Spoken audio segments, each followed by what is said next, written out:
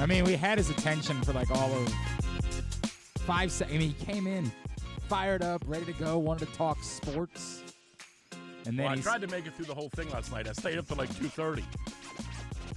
And I just couldn't do it. I think the Lakers won. Right. But I tried to stay up. It's impossible to stay up that late and watch it all. That's our guy, Drew Forrester, drewsmorningdish.com. He's in the studio with us today.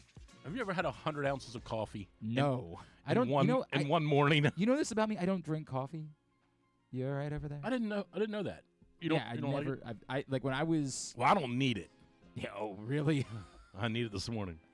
I was like Royal Farms. Yeah, I'm brought to you by Royal Farms. I'm absolutely a fan. I think I was like 16 years old, and I had some coffee once, and I was like, "This tastes like S. Like, why do people drink I love the taste of it. Oh my gosh, really? It tastes terrible to me. It's awful. See, it's funny because most people say ass tastes like that. Right. But I wouldn't know. I'm just saying, like, I wouldn't know.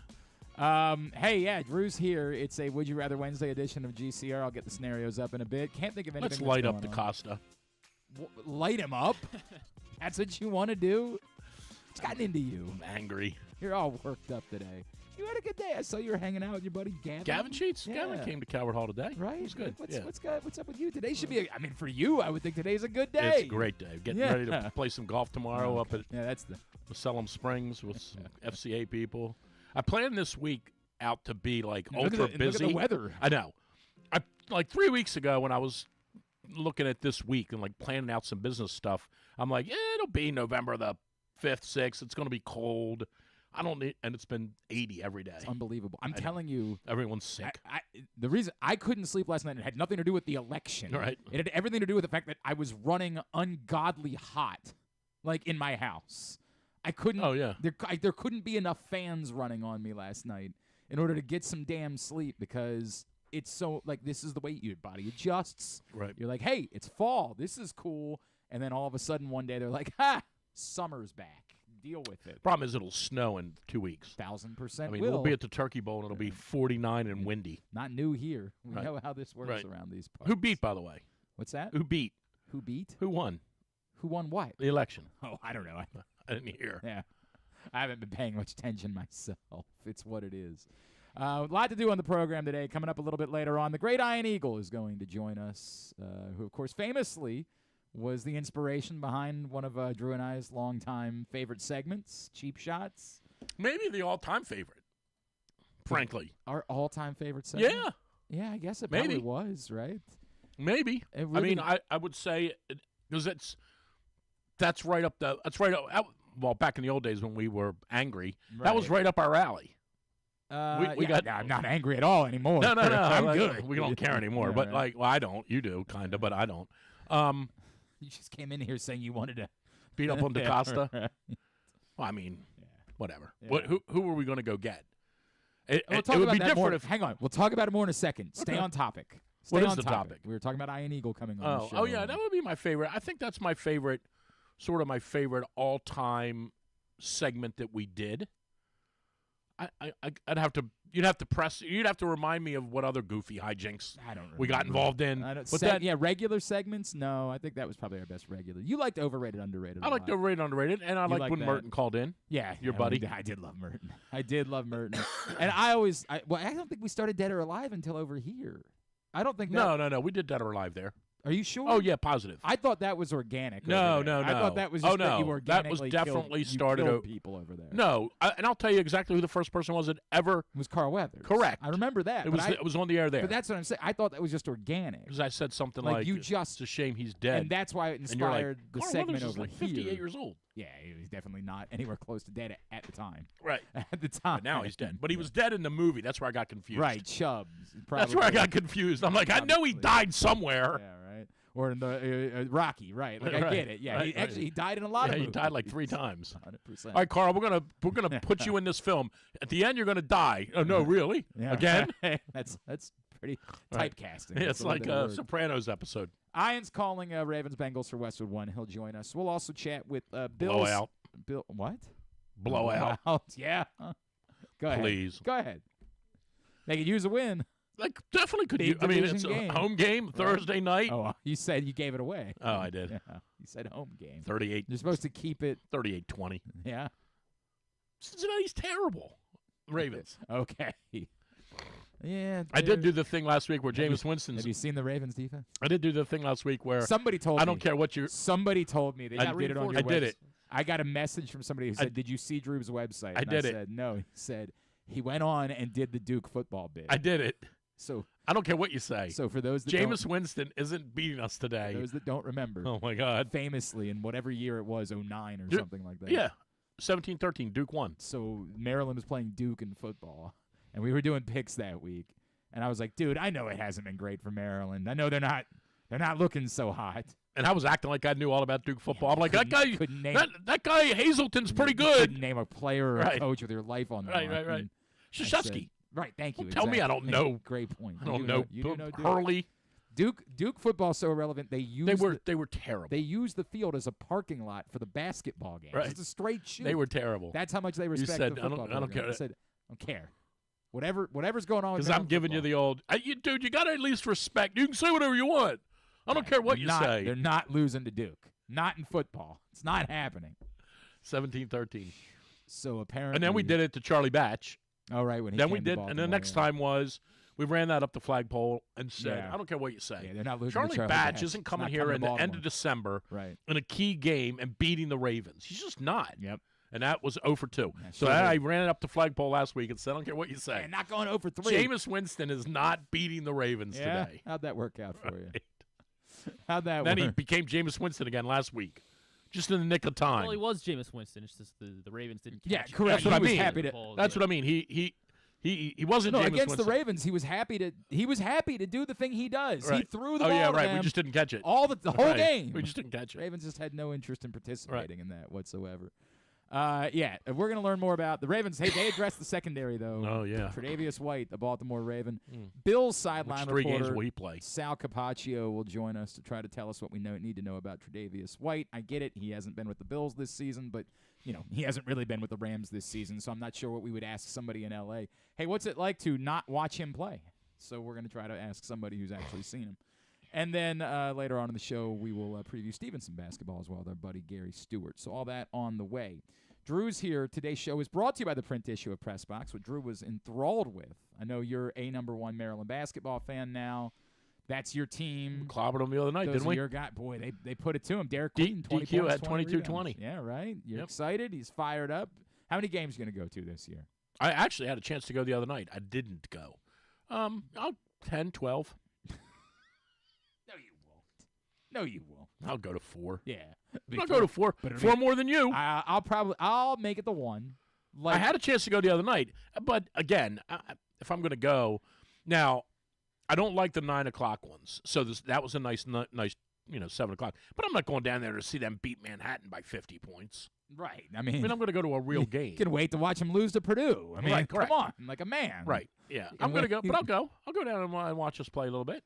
So you can pick up that print issue of Press Box. You do see Derek Queen and Juju Reese on the cover as they reunite in College Park this season. Go pick that up for free at your neighborhood Royal Farms, any of the hundreds of locations around town where you find Press Box. Read it all, PressBoxOnline.com. So it's hard to have a strong take about the Ravens' large inaction at the deadline. Because as you pointed out a second ago, what were they going to do, right? Like, and that is the Well, it's not like the Bengals or Steelers or Chiefs or Bills got Max Crosby. Nope. I mean, it's a different story if we stub our toe somehow and Crosby goes to the Bills for 2 seconds and a third, and we're like, oh, you could have made we could have given that up. Yep.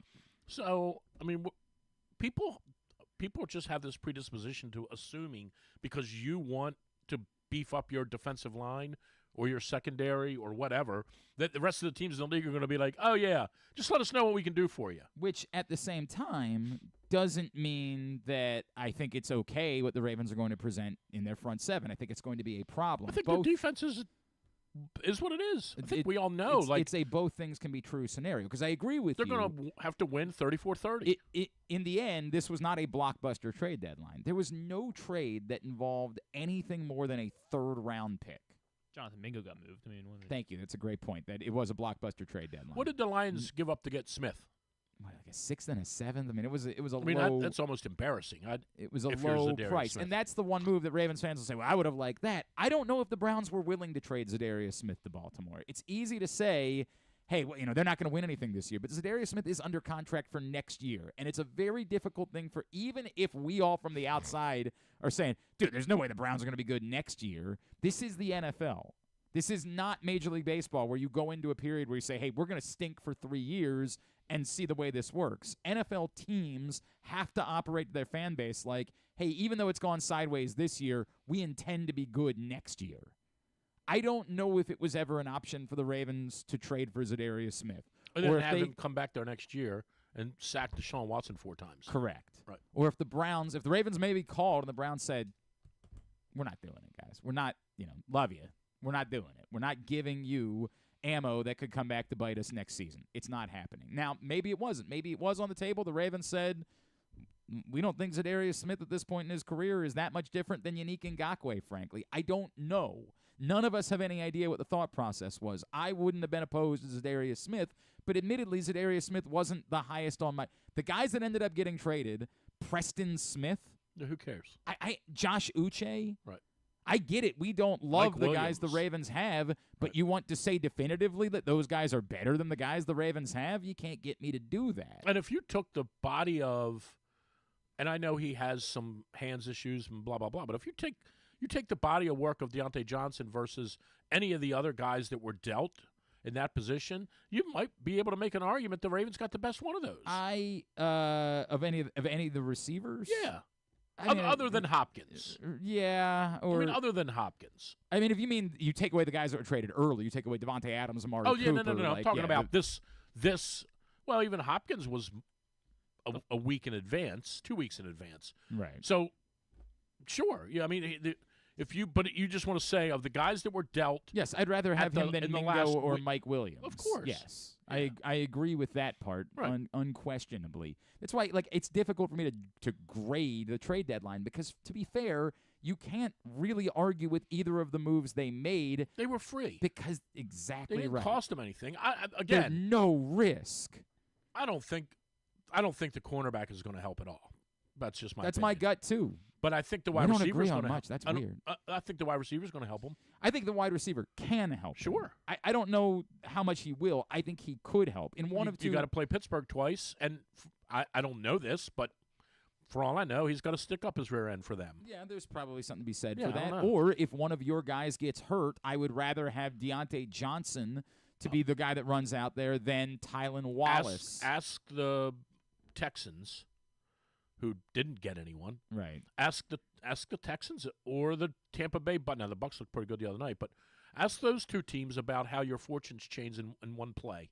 Correct. And if Zay Flowers twists his knee next week and he's done, or Bateman, knock on wood, Bateman does that, you've got a guy in house to do it.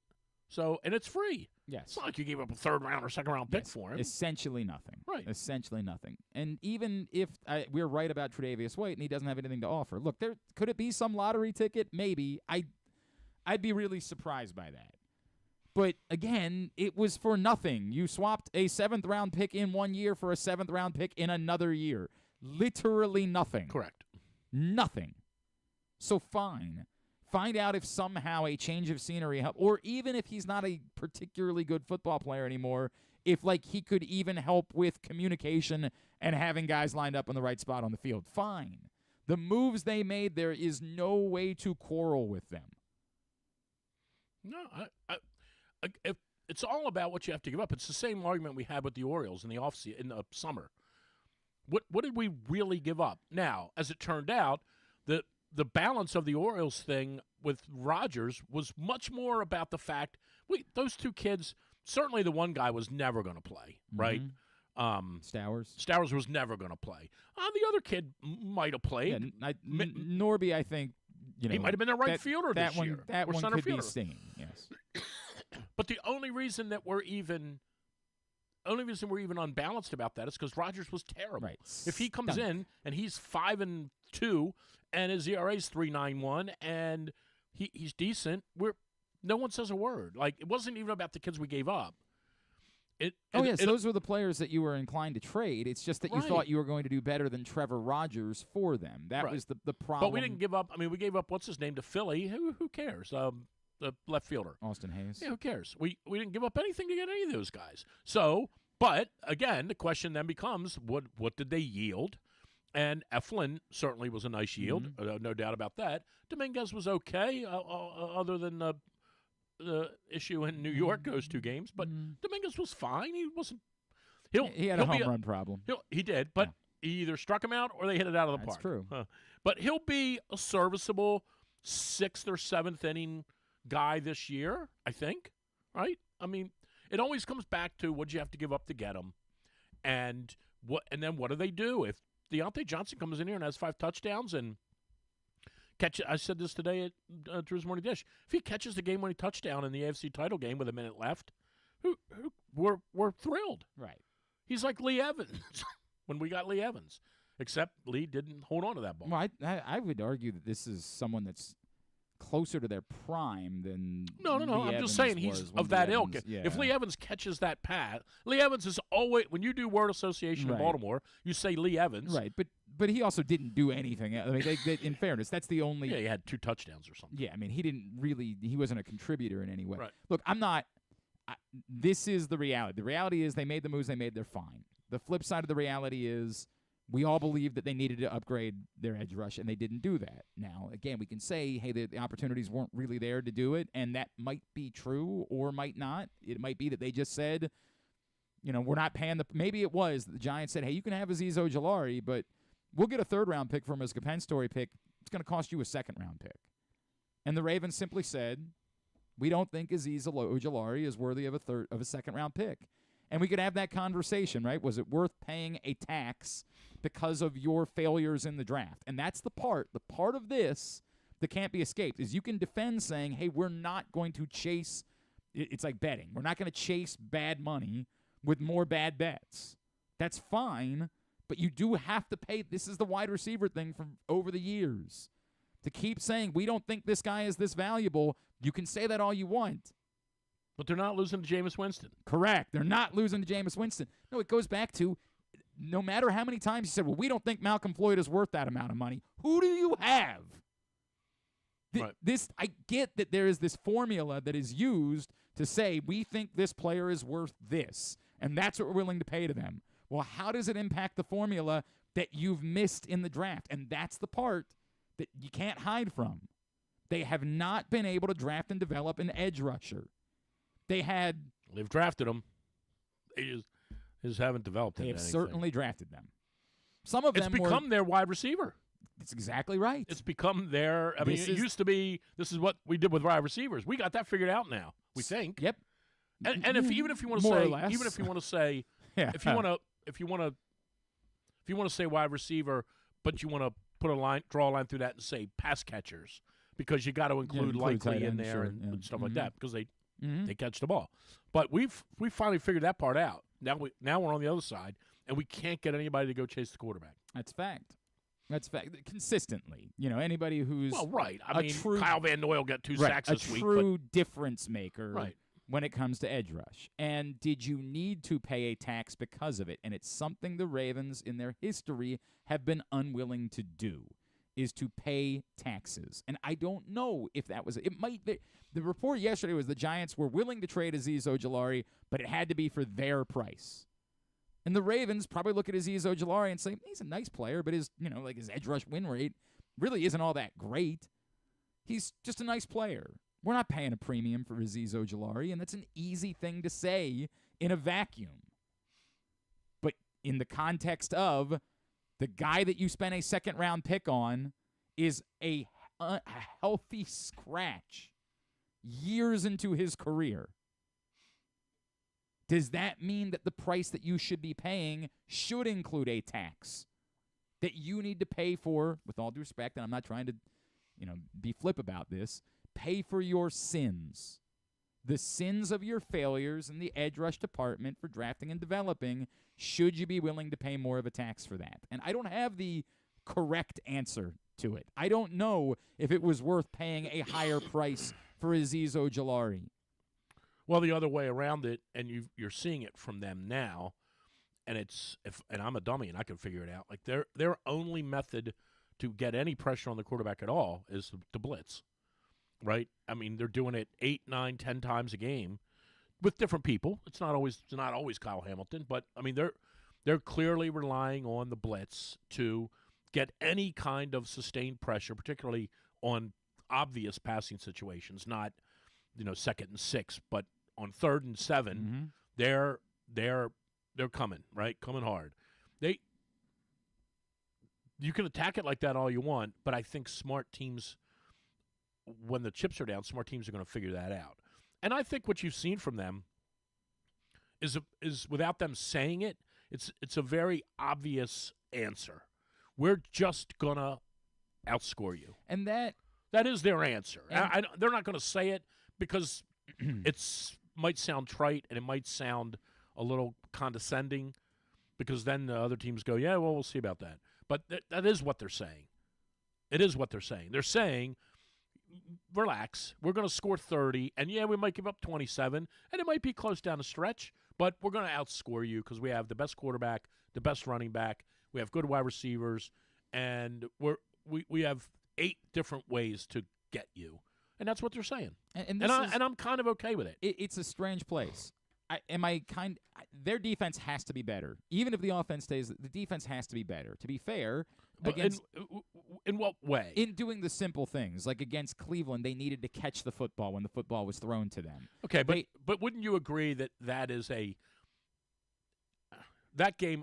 Let's pretend for a second that game's just an outlier. Mm-hmm.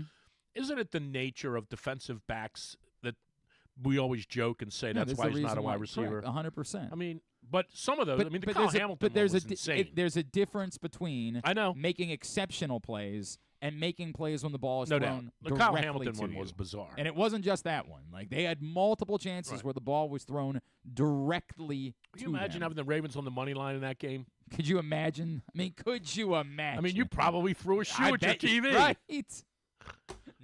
Or the two. Neighbors were calling the police. Oh, my neighbors were like, "What, is he okay?" Yeah, I mean, well, my neighbors weren't. Right, my friends' neighbors who had the money line on the Ravens. Exactly right. That's why you don't bet on these games. It's be insane. What the hell's wrong with it? When it happened, I haven't been in since then. Ethan and I were watching the game, and I don't. How long was left in the game when that happened? 4 minutes. When Hamilton dropped? Yeah. Like a minute. 50, was it a minute and a half? 2 minutes? Yeah, a minute. Was it on there? Because they scored the very next play. And then. Oh, yeah. You're right. Well, anyway, whenever it happened, I said to Ethan, well, that's the game. And Ethan's like, what do you mean that's the game? I said, you're not recovering from that. Exactly right. Then when it was over, Ethan's like, Dad, how'd you know that? I said, because that's how it works. Right. That's why you don't win. Yep. It's just the same way. Anytime we watch a baseball game and there's runners on 2nd and 3rd and there's a foul pop with 2 outs and the guy drops it, Palmer always goes, here comes 2 more runs. This is the way it goes. And that's what happens. Except for the Orioles this year. They couldn't take advantage of in the playoffs extra outs. No, but 100% right. Yeah, I mean. But my point being, I don't think the defense needs to be dramatically better. I think the defense has to be better in the margin. The thing where they are like. Well, they need to get healthy so they can stop the run. Right, that's the one thing. A little bit that up front, but it's also the thing where the opposing quarterbacks they're like 25th in the NFL in time allowed to throw. You get to the postseason, if that continues, you're going to lose. These quarterbacks are too good. These other teams are too good, and you can keep scoring all you want, but if they get the ball back and you're not getting pressure, and it's not just Patrick Mahomes. No, I know. Could be Herbert. It could be Burrow. It could be any of these guys. Burrow. If they are able to keep the game, not going to be Burrow. They're going to make the playoffs. Well, I don't know. But I'm still not willing to write them off. Still not. Nah. I get their defense stinks. I understand. But here's the thing about, and this is the defensive argument, and I'd have to really think back about last year to Kansas City. You just have to be able to do one of the two things. I don't even want to say upper echelon. You just have to be able to do one of the two things well. You don't have to be top 5 or top 8, but you just got to be able to either stop the run or stop the pass. You got to be able to do one of those two well, right? And then your scheme, depending on who you play, obviously, but your scheme is going to be balanced towards making sure you force them to do well, uniquely, what you're trying, if you're what you want them to do. If you're the stop the run team, your offense has to be outstanding on the flip side. It has to be what happened on Sunday is a perfect example of how the Ravens can win a Super Bowl, which is your offense plays defense for you. And the offense was the reason why the Broncos were forced to become one-dimensional, because for 4 consecutive drives from the end of the second quarter into the second chewed the half, clock up. They chewed the clock and they scored touchdowns. Well, the defense, those two fourth down chances that they didn't but get. One of them was a play the defense made. The other one was there was a wide open receiver in the end zone, and the guy just didn't hit him. Giving too much credit for the defense there is tough, and that's the problem. Like, if your pass defense is going to continue to give the quarterbacks time and leave wide receivers open, then quarterbacks who are better than Bo Nix and receivers that are better than what the Broncos have to offer are going to eat you alive. If you're not going to be a good pass defense, you're going to have to score. You're going to have to continue to be a very good run defense, and you're going to have to continue to play defense with your offense. Just keep scoring. And the Ravens can do that. But the margin for error becomes small. And little things, goofy balls that bounce a certain way, that type of stuff ends up being more difficult when your pass defense is this bad. That's why I think it needs to be better. It doesn't have to be top 10. Or we got Dean Pease. Thank you. That's going to solve everything. It doesn't have to be a top 10 pass defense. That's what I said. I mean, you just have to have some balance. It's got to be better than this. Right. There has to be more. Who do we have left? We got Cincy twice, Pittsburgh twice. Mm-hmm. No, not Cincy twice. They played Cincinnati. Oh, Cincy, right. Cincy once, Pittsburgh twice. Cleveland one more time. Cleveland one more time. That's a win. Eagles at the Giants. At the Chargers. At the Chargers. On Monday night. At Houston, they got nobody now except the helmets. These helmets are really good. That's it, right? I think that's right. Yeah, they'll lose one more game. Okay. Maybe 2. Okay. Maybe Pittsburgh steals one game from them. Might need to edit one of my Would You Rather Wednesday scenarios. No, so maybe. I can't take Drew up on that bet. Man, we'll lose 2 more games, and that's all we're losing. We'll be 12-5. And that's what I think. Who's beating them? They're not losing to the Giants. They lost to Jameis Winston, dog. Yeah, but that was a fluke. They've lost to Jameis Winston and Gardner Minshew. You're going to sit over here and tell me they can't lose to Daniel Jones? No. I don't care what you say. I agree. I don't care what. But I actually, in some bizarre world, have more fear of that game. I'm going to reintroduce. I don't care what you say. Yeah, go We're ahead. not losing to the Giants, New York Giants in football. It'd be losing to the Giants off the bye as well. That'd be something. That ain't happening. Not with Harbs at the helm. You're 0 for 3. You want to go 0 for 4. Not with Harbs at the helm. I would say that the Chargers game would be concerning, but John's always had Jim's number, right? And they got extra rest. Have they only played twice? Is it just the one regular season game in the Super Bowl? Yeah, Thanksgiving night here. Right, and those are the only 2? It was a snooze fest. And then there. Yeah, That's I think so. Okay. So there's not – I would say that there's a great hit, but it's only 2 games. I don't know if that's enough. 100%, I believe. And Jim will have a rager. Well, and you also know he's got all those former Ravens that have revenge games. Don't ever underestimate him being able to cheat. There's also that. That's a great point too. I hear that's what they did in the Never mind. I'm not gonna. They might have. They might have. Right. But don't. I'm serious. Jim's going to pull out every stop he can pull out in that one. He'll have 6 people here. Yeah, but they'll empty. But I think that might be with the rules. He'll empty the bag of tricks. He'll empty everything. Like, he'll go for a fake punt from his own 7 in that game. Oh, no doubt. I mean, anything they've got, he's doing it. That is the game of games. You remember the story John told us that time when the summer after the Super Bowl, they had that place in South Carolina that they played basketball. But they had a flag, like a flag football game. Yeah, that's right. And 6-on-6 or whatever. Right. And Jim threw the winning pass, and John went over to go get a beer out of the cooler, and Jim came up and said, "Hey, when's the last time you ever beat me at anything?" What's it feel like to win something? And John's like, yeah, I don't know if you remember. 4 months ago? Don't know 4 months ago in New Orleans, you remember that? Like Jim had already put that out of his mind. Whatever is in front of him. Right. That's what he's competing at. When's the last time you beat me at anything, John? Yeah. You go play tiddlywinks with him and see what that looks like. I mean, that's the reality of that. Come on, be serious. You know what's going to happen. We're going to beat the Lions 38-20 in the Super Bowl. It's done. I wish I had your confidence. I wish I had your confidence in this. Look, I think the Ravens – I'm bummed. I'm disappointed the Ravens couldn't take a big swing and land an edge rusher, but I said it all along. Even if they don't, I don't think it's going to impact whether or not they're capable of winning the Super Bowl. They have to go to Kansas City and beat the Chiefs. End of story. That's what it's going to come down to. 100%. Right. 100%. This is all going to come down to. They're going to exact same thing that happened last year. It's going to happen this year, right? They're going to get Houston or they'll get Houston or the Chargers or somebody in the first round and beat them, and then they'll have to go to Kansas City and win. They're going to be the number 2 seed. It's just going to be flipped, right? Kansas City's going to be the one. And truth of the matter, people might disagree with this. I think he might want to play on the road.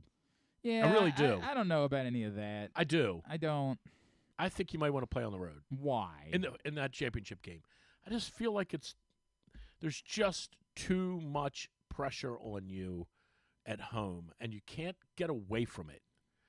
And I'm telling you, I just feel like you're better served to go on the road, particularly this team. And I'm not trying to pin it all on Lamar, but it is all on Lamar. Like it's you got to. I think we got to do whatever we can do. Well, being on the road, remind them that they're allowed to run the ball. Well, that's up to TM. That's TM.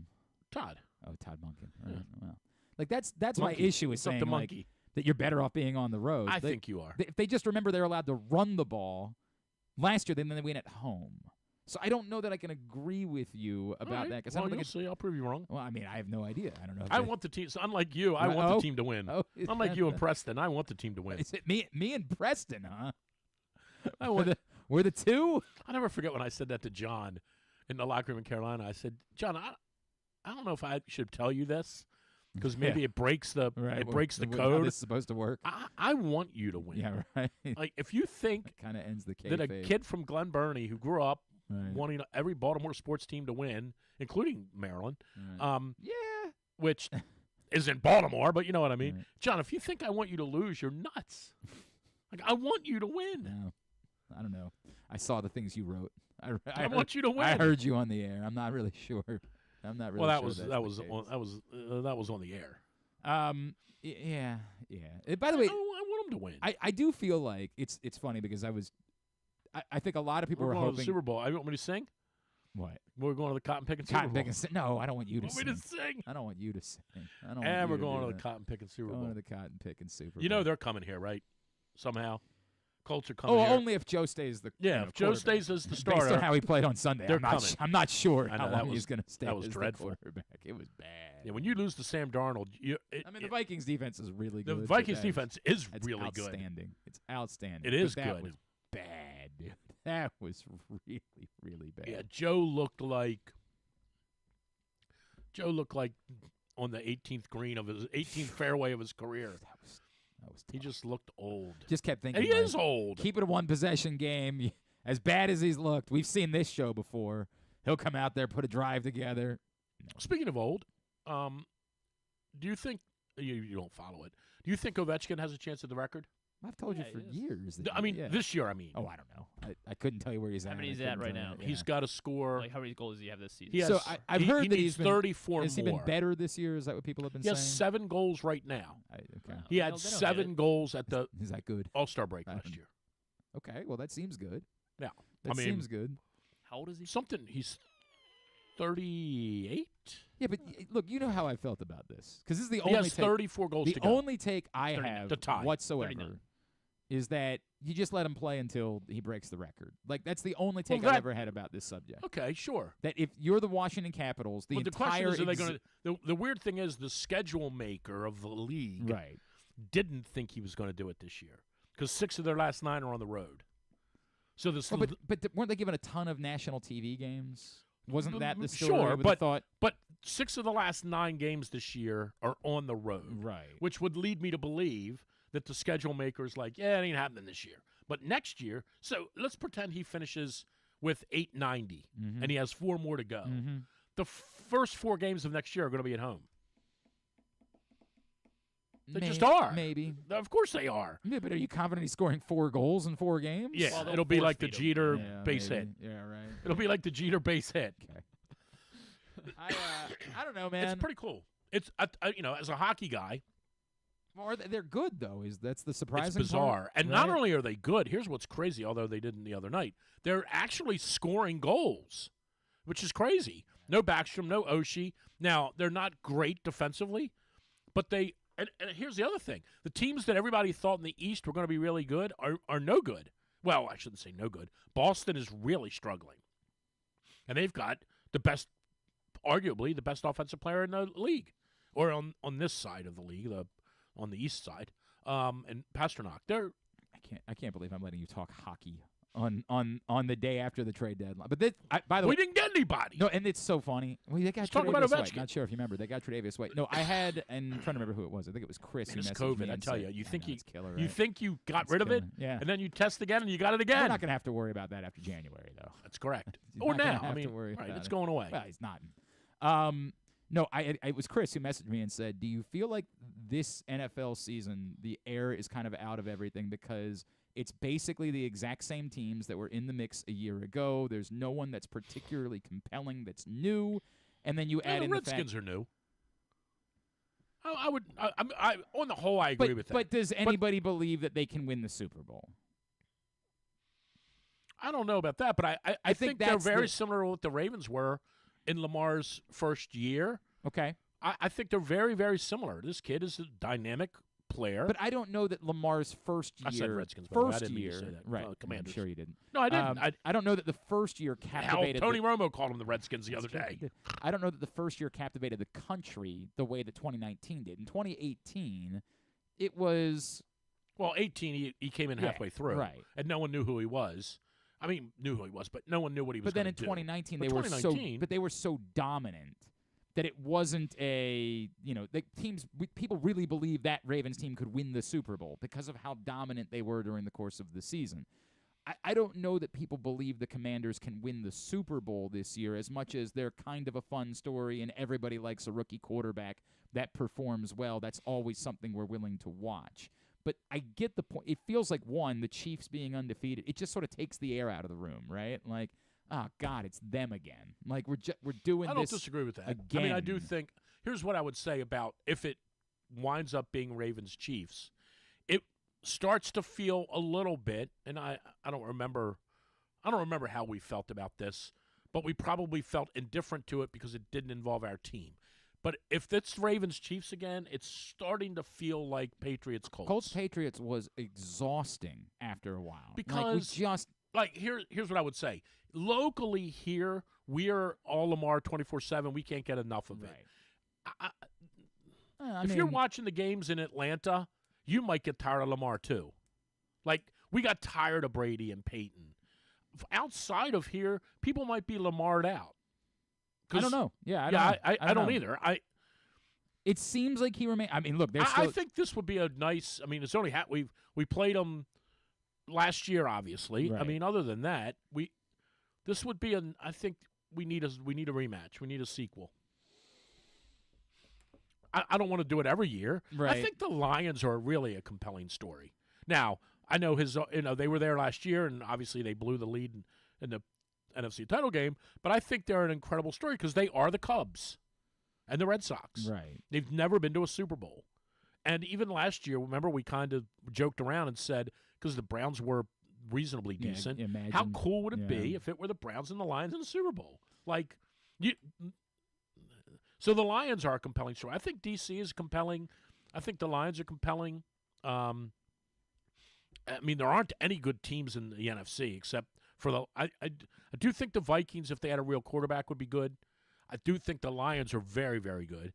I think the Packers are decent, but none of those teams are going to hold a candle to the Ravens or the Chiefs. I think this is the problem is it feels Eagles like it's look okay. They're okay. They look okay. Yeah, they look okay. Until but they come here and lose I get 31-10. It doesn't. I think part of the reason why people were rooting for a more electric trade deadline was to see if it could just throw somebody else into the mix. We're still being jetsed out at this point, and we're exhausted by it. I just looking for something that's different, something that's interesting, and particularly to the point in the AFC, it's basically the exact same teams as it always is. There is just no new, fresh, exciting. The Texans were supposed to be that. Their receivers get hurt. It's hard to picture it at this point. You just don't see a world in which they're all that compelling. The Joe Flacco story's fun for a couple of weeks, but then it kind of goes away. The Broncos look like this kind of neat thing for a second, but then you remember, like, they're not really good enough. That in the AFC, it's the same teams. And even for those teams, it's still the same thing, which is, can you get past the Chiefs? It's the storyline doesn't change all that much. It's all viewed in the same way. I don't even think the Jets, I mean, maybe this is just my distaste for Rodgers, but, like, I don't even think the Jets, I don't even think the Jets would be a compelling story. They're not. Yeah. They're not. They're uninteresting. They fired their coach 5 games into the season. That's what it is. All right. So anyway, All right.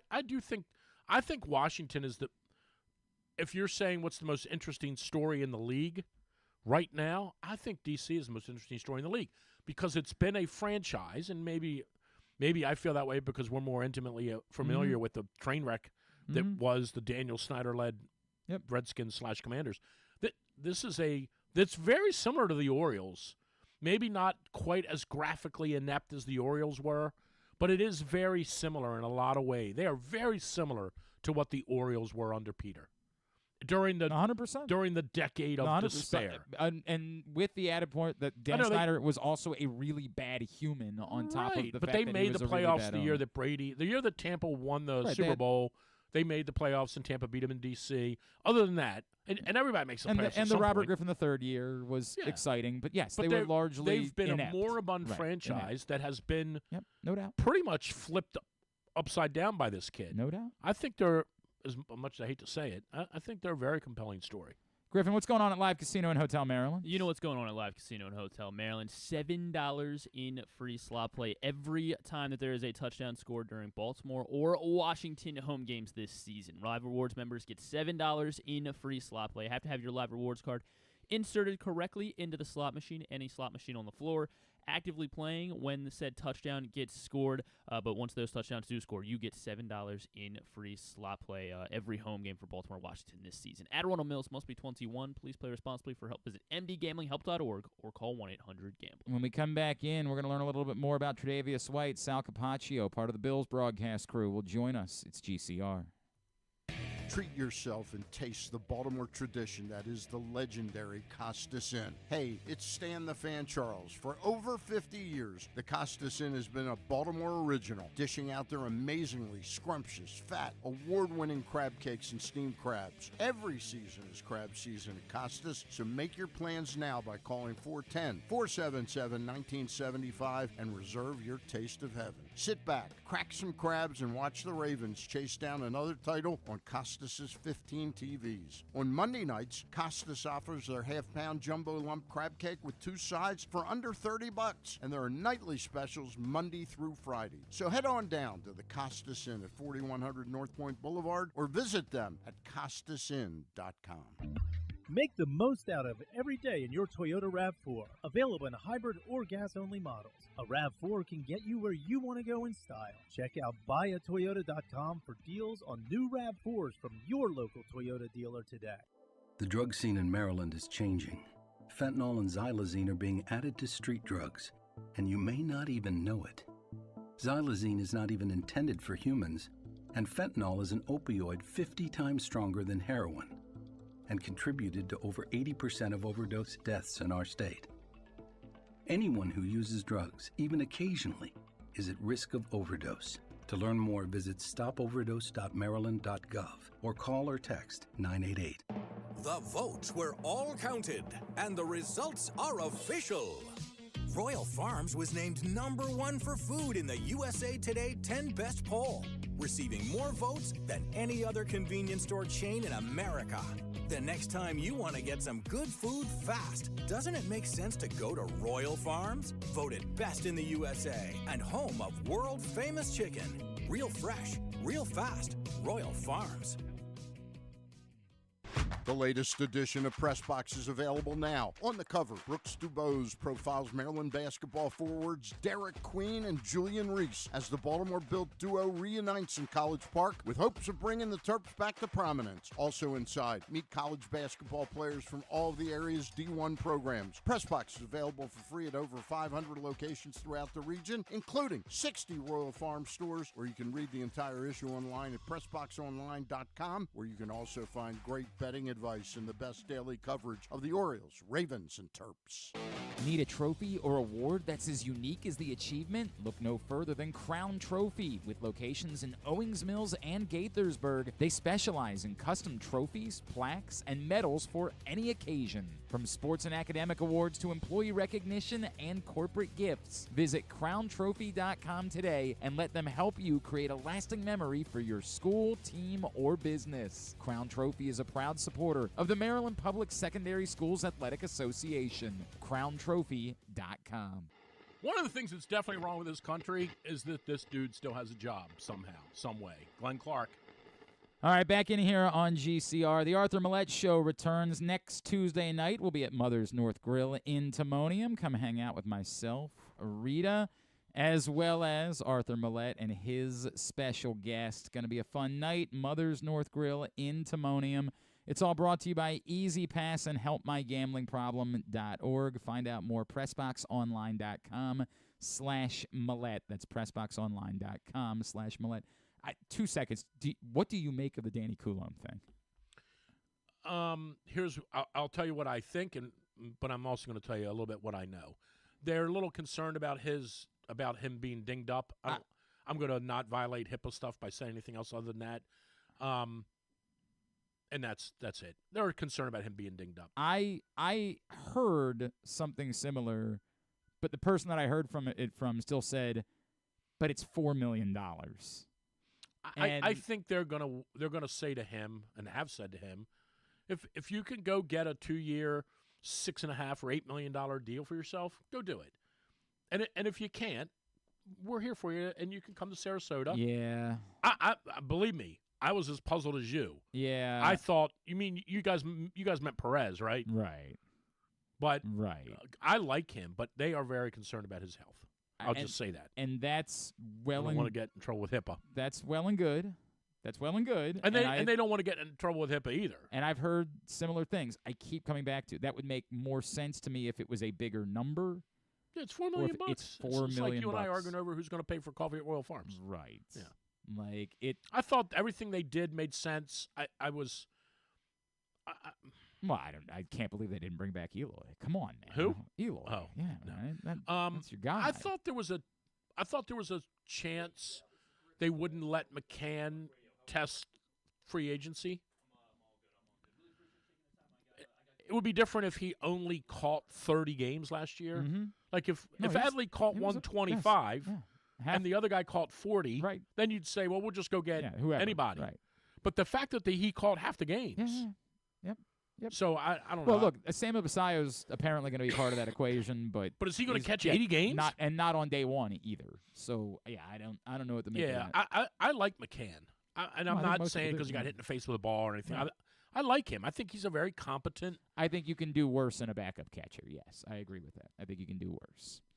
The Ravens did make a move yesterday. They brought in cornerback Tre'Davious White. I know he's been in L.A. this season, but he spent the bulk of his career in Buffalo. So to try to find out a little bit more about him, let's go to Buffalo right now. This man, sideline reporter. He's going to be able to answer the questions, by the way, about the regular helmet versus the standing Buffalo. Okay, I'm glad we'll get to the bottom of what matters. He's Sal Capaccio, and he's with us this morning here on GCR. Sal, it's Glenn and Drew in Baltimore. We will do our best to keep things on track. Thank you for taking the time. I want to talk about the helmets. No, wait. I want to go off track first. Are we already talking baseball? Listen, I mean, the pain of me being a Yankees fan, and you guys, the pain of the Orioles over there. We want you to know, Sal, we truly feel for you, buddy. Really, really feel for you. Just. You know, our deepest sympathies, if you will. Real shame that Garrett Cole didn't feel like running to first base. Just a real. Oh my god! All right. Hey, listen, it did not turn out the way either of us wanted to this It didn't. It still turned out. We only scored one run in 18 innings, so we can't make fun of anybody.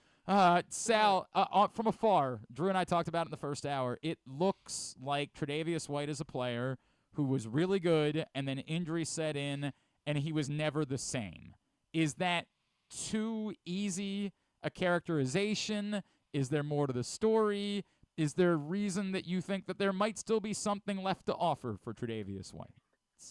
It might be too easy, but it's pretty accurate, I think, overall. And I'll tell you why. Listen, guys, this Tre'Davious White, phenomenal player in Buffalo, all-pro, years ago.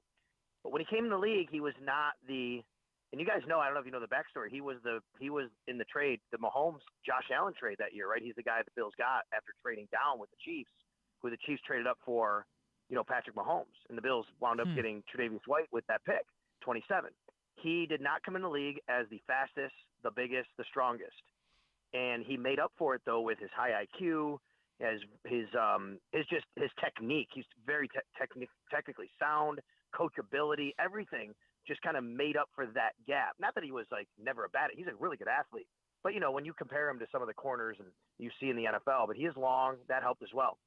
So when you get the ACL injury and he's out for literally exact year, 365 days, he was out, I believe, from when it happened to when he came back. And then he comes back, and then, 6-7 months later, he has the Achilles injury.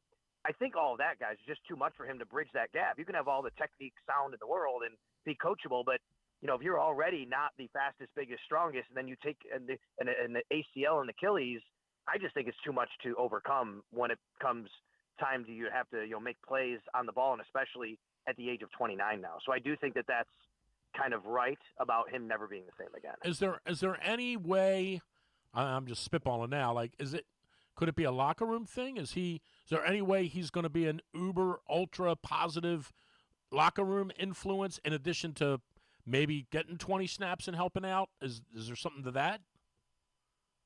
I mean, listen, you could do a lot worse than Tre'Davious White in your locker room. The guy, he's been in the league a long time. He's seen a lot of winning football.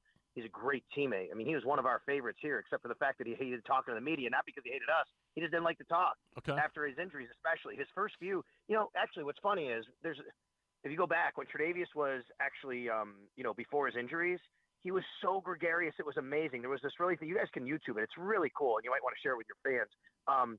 There's this thing called the Trey White Goalie Academy, where he did this thing about playing ice hockey goalie for the Buffalo Sabres. He never truly did, but it became a thing, and there were shirts made of it, and he was all into it. He was super out there.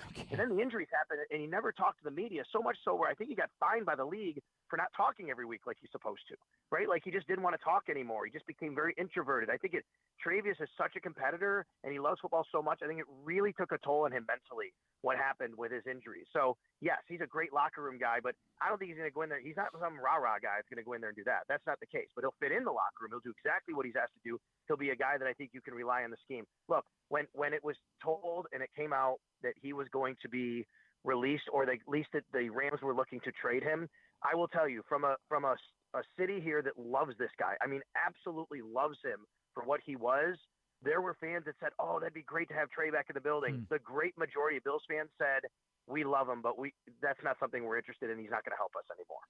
Hey, Sal Capaccio from the Bills Radio Network. He's with us here on GCR talking about former Bills corner Tre'Davious White, who is now a Baltimore Raven. Sal, when he was at the height, what made him so good? What made him so unique? And I'm not expecting that to be what comes in Baltimore, but I don't know. Let us dream, right?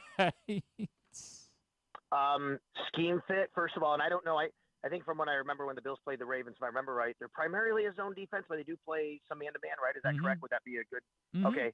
He's not a man-to-man guy. He never really was. He could play man-to-man. He's a really good zone fit. That's what Sean McDermott runs here.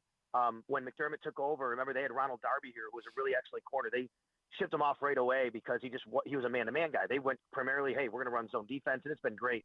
And they keep guys in front of him. That's his attribute. He's a great scheme fit, very coachable. He can play man-to-man, but if you put him against the top flight receivers in the league, he's going to be giving up. Even when he was great, he's going to be giving up size or speed or something like that. He's not a physical corner. I know you like physical corners there in Baltimore. Sean McDermott does too, but you live with that because he was so good at the other things that he did so well. So those are the things he did really well, and he fit in so well to what Sean McDermott wanted. I think he'll fit in Baltimore. I think that they'll have him in the right spot. I think that John Harbaugh is a very smart guy. You have a good coaching staff. I have a lot of respect over there. They'll figure that out. But if you're expecting Tre'Davious White to come in there and make an impact on that defense, I just think it's too much to ask. Look, guys, the reality is he was a healthy scratch on a defense that's 27th or 28th in the league, and I think 30th actually in yards per play allowed passing. I mean, he can't even get on the field for a Rams team that's one of the worst in the league at defending the pass per play. Now, again, maybe scheme fit, whatever, that can go into it, and it's nice to have him for break glass in case of emergency, but I just don't see how he's going to walk on the field and make some sort of impact right away. That's the sense that we have here. That's the reality of it, and that's why nobody's particularly. But who knows? Who knows? Crazier things have happened, and the Ravens certainly have found luck with guys that other teams have written off in the past. So we'll see how it plays out. Sal, let me present this. Obviously, it didn't go well for the Bills in Baltimore on Sunday night a few weeks back. Since then, they addressed wide receiver. What would give the Bills reason to believe that it would be different if these two teams were to match up again in the postseason?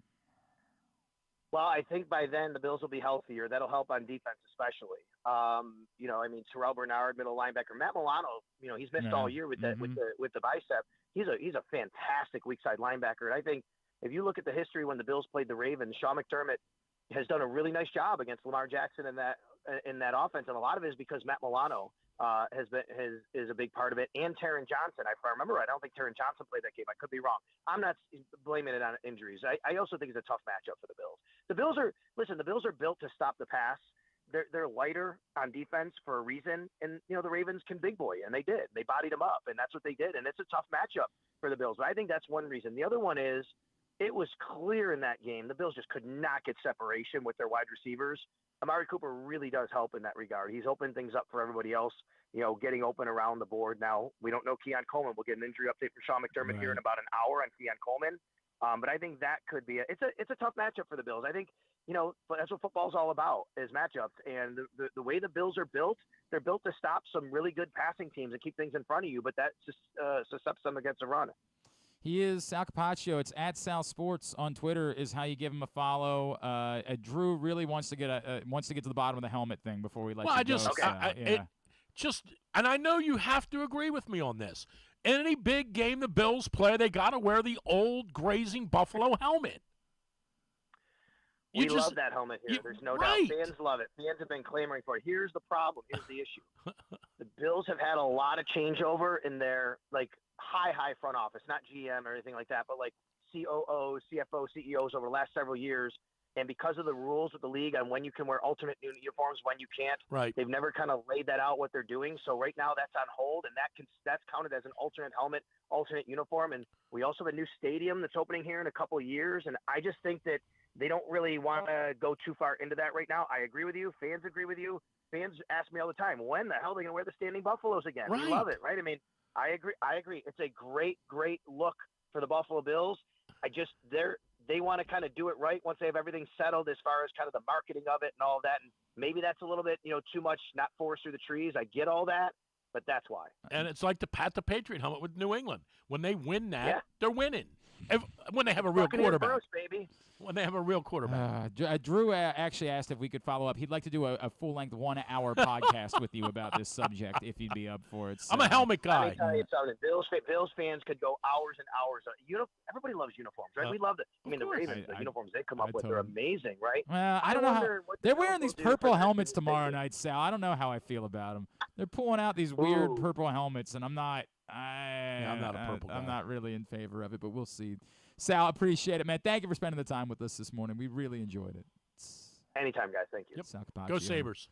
I don't know how I feel about these. The purple to me isn't really the problem. It's that I've never liked the Ravens uniforms. But that logo, these are the helmets they're wearing tomorrow. Oh, you're on a different site. Hang on a second. Who was that? Hey, you're not. Well, she's she's a whiz. She's nice. What she's on nice. earth? Oh, that's the That's not as nice as the other picture. Right, I you had agree up, with that. Right, that's the helmet they're wearing. not the tomorrow one we night. stole, not the one David Modell It's stole. sort from, of. from It's not somebody. the full. Like they had the full shield. That had Okay. the, this is just the bird element. To Okay. it. So It we just didn't steal doesn't- this one. It doesn't do a lot for Yeah, me. me neither. Like, I don't know. Maybe they win tomorrow night. Maybe I'll I've say. never really liked purple, so See, that doesn't bother me. Like that's the team color. I mean, it is what we it got to is, right. embrace it, right? Right. Like, there are things that bother me. Like the mustard pants bothered me, but the purple I can't get bothered by. It's not my Right. color, but it's Right. their color. Yeah, Wear sure. it. I just don't. I don't know how I feel. This logo doesn't do a ton for me. Like it's fine. who cares about logos? Only a nerd Yeah. cares about that kind of Yeah. stuff. Only a nerd. Would you rather Wednesday scenarios are up at Glenn Clark Radio on Twitter, Facebook.com/Glenn Clark Radio. Someone who participates will get a $30 gift card to Glory Days Grill. So go get your responses in right now. And as we move into hour number 2 of today's program, a reminder that for the latest in high school sports, as fall sports season is coming to an end, moving into the playoffs, and you'll want brackets, you'll want updates, scores, schedules, the whole thing, you need to go to countysports.zone. Countysports.zone, proudly sponsored by your local Toyota dealer and buyatoyota.com. They've got it. Every score, every team, every game, every sport all over the state. They also have analysis. I was reading a piece the other day where they were, second, maybe third guessing some of the decisions made by the Calvert Hall golf coach, and who can blame them? I've got some questions, too. I'll answer I've got anything. some. Yeah, you're a very available person. I'll answer anything. I'm a very You're available a individual. very available individual. Find it all, countysports.zone. Again, proudly sponsored by your local Toyota dealer and buyatoyota.com. All right. I've got tears in my eyes here. Why? It's been a while since you caught up Yeah, with this I guy. got tear- Well, I'm we starting- we love this I got guy. tears in my eyes This a little is bit. absolutely one of our favorite humans on the face of the planet. And Welling up. years ago, when Drew and I were together at a different place, he inspired. Back when we were really something. Yeah. He inspired our favorite segment. We that helped ever this did. guy get to where he is. Now let's not say there is no truth to that rumor. By the way, did you know this guy doesn't eat vegetables? Did you know that? What? This man does not eat vegetables. What on earth? He's on the call tomorrow night, Westwood One. We got For questions. Ravens-Bengals. He is the great Ian Eagle, and he is back with us now here on GCR. Ian, it's Glenn, and yeah, Drew Forrester, our old friend, is in studio with me today. It's always great to catch up with you, sir. Thank you for taking the time for us. I remember the old days talking to you back in the aughts.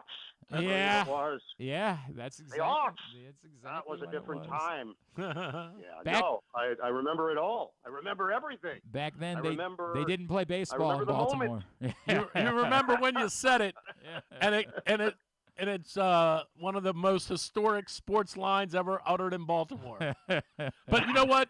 Things have Oh. changed, Iron Eagle. Yeah. The stadium's I know. full again. Sort of. I know. all based on trying to bust someone on the crew. Jonathan Siegel, who was on our CBS crew at that point and now a producer at CBS, has been working all these games in Europe.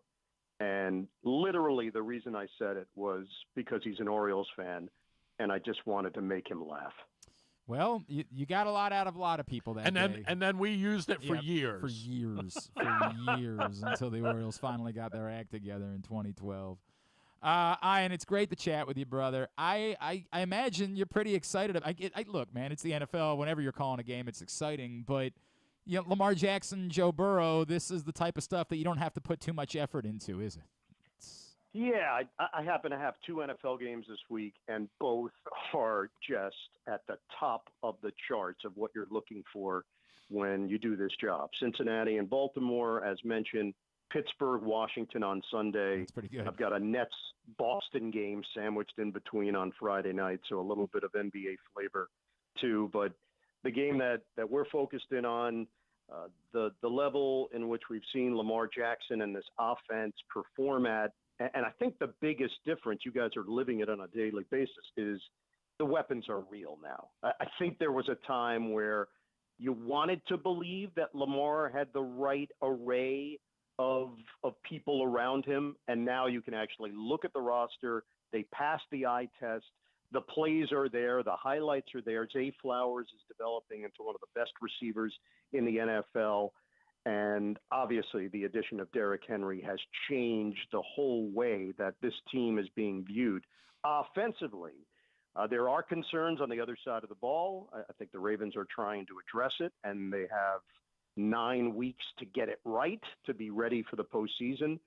But, man, offensively, legitimately explosive.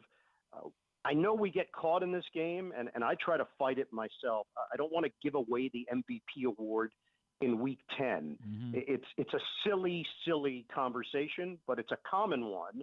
Fans have it. Media has it. I don't think the players have it. I don't think Lamar Jackson goes to bed at night thinking, man, I hope I win my third MVP. I don't think it matters to him. All that matters is this team ready in the postseason? Are they ready to truly challenge the Kansas City Chiefs? And are they playing their best football at the right time? And that's to be determined. Obviously, we're still a ways away from that. And you point out the offense versus the defense, and it's it's weird to us in Baltimore. This is an organization that was built on defense and at times literally no offense, and figuring out ways to win. And it's with that in mind. There's some disappointment this week in Baltimore about their relative inactivity at the deadline. They did add Tre'Davious White, but a Tre'Davious White that has not been impactful since dealing with a couple of serious injuries. I get it. I think it would have been great if the Ravens would have been able to add in a high-level edge rusher. It didn't happen.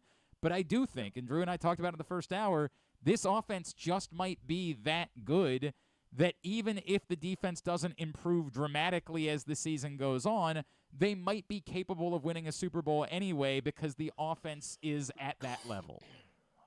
Well, just think about what we've seen with the Kansas City Chiefs. When the Chiefs won their first Super Bowl, it was done with a defense that most questioned if they could win a championship with. They improved in the right spots, in the right moments, did just enough. I thought they were really well coached. Second one, people started believing a bit more, even though the narrative was, I don't know if they can do it again with that defense. And then the third one, people started to recognize and understand, oh, wait a second. Their offense is just so good. Their defense doesn't have to be superlative. It doesn't have to be the best in the NFL. It just has to be good enough on that particular day. And I think that's probably what the MO should be for Baltimore Ravens fans, that their defense doesn't have to be what it used to be. It just has to be good enough. And I do think they can get to that place. They have the pieces to get to that place. You'd like to see second half improvement and higher production from Madubuike. It doesn't mean that he has to match his 13 sacks of last year, but he certainly has to be more productive. Van Noy has been very good, better than they could have ever expected in certain areas. And look, Roquan Smith is still doing his job and doing it well. He's still a tackling machine. You could make the case that maybe the splash plays are not quite there like they were a year ago and when the trade was made with Chicago prior. Secondary, people seem to think it will be fine when it's all said and done. I'd say that's the one area where you have to see it at some point. You have to see the interceptions. You have to see the turnovers. They're just not happening. It's just not been part of who they are. It's not part of their identity right now. And on the other side, it almost feels like this has to be, I would never say a must-win because it's not a must-win until you have to win or your season's over. But they got a whopper of a schedule coming up. They got I think the only layup they really have is the Titans, and they've had other layups this year and haven't won. Like, it feels like this is kind of sort of a big moment for them, and they have not done much in any of their big moments so far. Yeah, it's funny with this job, Drew. You base your opinion on a couple of things. One, your time spent in person with them, seeing them up close and personal. So the two games that I've had for Cincinnati have not gone well for them. They lost the season opener against New England, and they lost a couple of weeks ago to Philadelphia in what was supposed to be a litmus test game. And they came out of both games with a fan base very dispirited, and even within the group, within that locker room, beginning to question, other than Joe Burrow, who, as we know, is doing his job. He's doing it at a really high level. He's demanding excellence from his teammates, but you start to question, maybe they just don't have it. Maybe this isn't the right mix. The problems for Cincinnati, if you just look at their resume, so the other part of assessing them are the games that you don't work. In my case, watching film, reading stories, trying to catch up on things that you didn't see with your own eyes. The numbers don't work in their favor. They have not beaten a team that's good. Literally, they haven't. They're 4-5. Every team they've beaten, this is a bizarre stat, every team they've beaten is currently 2-7 on the season. All of them. That just shows you that they have been able to take care of business against those teams, but against better competition, they have not gotten it done. And this would qualify as better competition. The last meeting between these two teams was a classic. They had opportunities. McPherson had a chance to win it in OT, didn't with the 53-yard field goal. The Ravens win the game. I think Joe Burrow is playing at an exceptionally high level. I think he's highly motivated. I think he's very frustrated. The T. Higgins injury has definitely affected them. The Jermaine Burton situation of him not being locked in and doing what they need him to do, a healthy scratch last week in a week that he was supposed to be a huge part of the offense, that affects the locker room. That affects the dynamic between quarterback and receiver and the trust that coaches have in you. And I think they recognize that if they lose this game, while mathematically not eliminated, it's going to be a huge hole to dig out of for Cincinnati to be a factor here. Yeah, they still have Pittsburgh twice. Right. I mean, they're in trouble, no doubt about it. We're going to finish them off tomorrow night. Don't worry. I don't know about that. Ian Eagle is with us. He, of course, calling tomorrow night's game on Westwood One. I don't want to go back to something you said because I think we all here agree, obviously, that Lamar Jackson is the most valuable player in the league. But I know that's a thorn for, like, folks in Buffalo who always say, hey, are you looking at Josh Allen's numbers and what he's doing and why he can't win an MVP? And I can't define it, right? Like, because I think Josh Allen's a really great football player. But there is something about watching Lamar Jackson that it just seems like he's playing a different sport than anyone else is. And I get that Patrick Mahomes is still the best quarterback in football and because he's breathing and, you know, it's the Ric Flair to be the man, you got to beat the man type of thing. I understand how that works. But it's just something about watching him that it doesn't feel like anyone else is capable of doing the things that he does. And it feels like that's why I always default to that's what makes him the most valuable player almost always, because just why? Yeah, I think the MVP can be a very visceral award in that your emotions being tugged will affect your opinion. And the fact that Lamar Jackson is producing not just eye-popping highlights, he's always done that, but eye-popping highlights during critical moments, game-winning plays where he is defying the odds and doing it differently than everybody else. That moves the needle. There's just no getting around that. Josh Allen, you want to put together his plays this year and just show a unbiased observer what he's done, I think they'd walk away and say, man, no, that feels like an MVP. That feels different and unique. But then you put the Lamar Jackson tape on and you say, oh, wait, I've never seen that before. That's so special that you're beginning to form a separate category for the guy. There's no other player to compare him to anymore. Last week, as an example, the team puts up 41 points, dominate the second half against Denver, and then you just assume, oh, yeah, Lamar must have just run crazy over them. No, he had 4 rushing yards. Right. He did it with 4 rushing yards. So it's not even in the way that he used to do it. There's an efficiency in what he's doing. He just has a true mastery of what he's doing. There is a command now. He just sees it differently, and because of that, we're watching a very special talent go about his business week in and week out. Yes, he's going to be judged on the postseason. Yes, we're going to have the same discussion that we have every year, literally every year. we have the same discussion. Yep. But right now, midway point of the regular season, I understand it's a fruitless argument because it doesn't matter in the grand scheme, but it does matter for people that watch the sport. He has been the MVP of the league. Some of us who had the Lamar over 39.5 rushing yards last Sunday didn't need we did not need a reminder from you that he only had 4.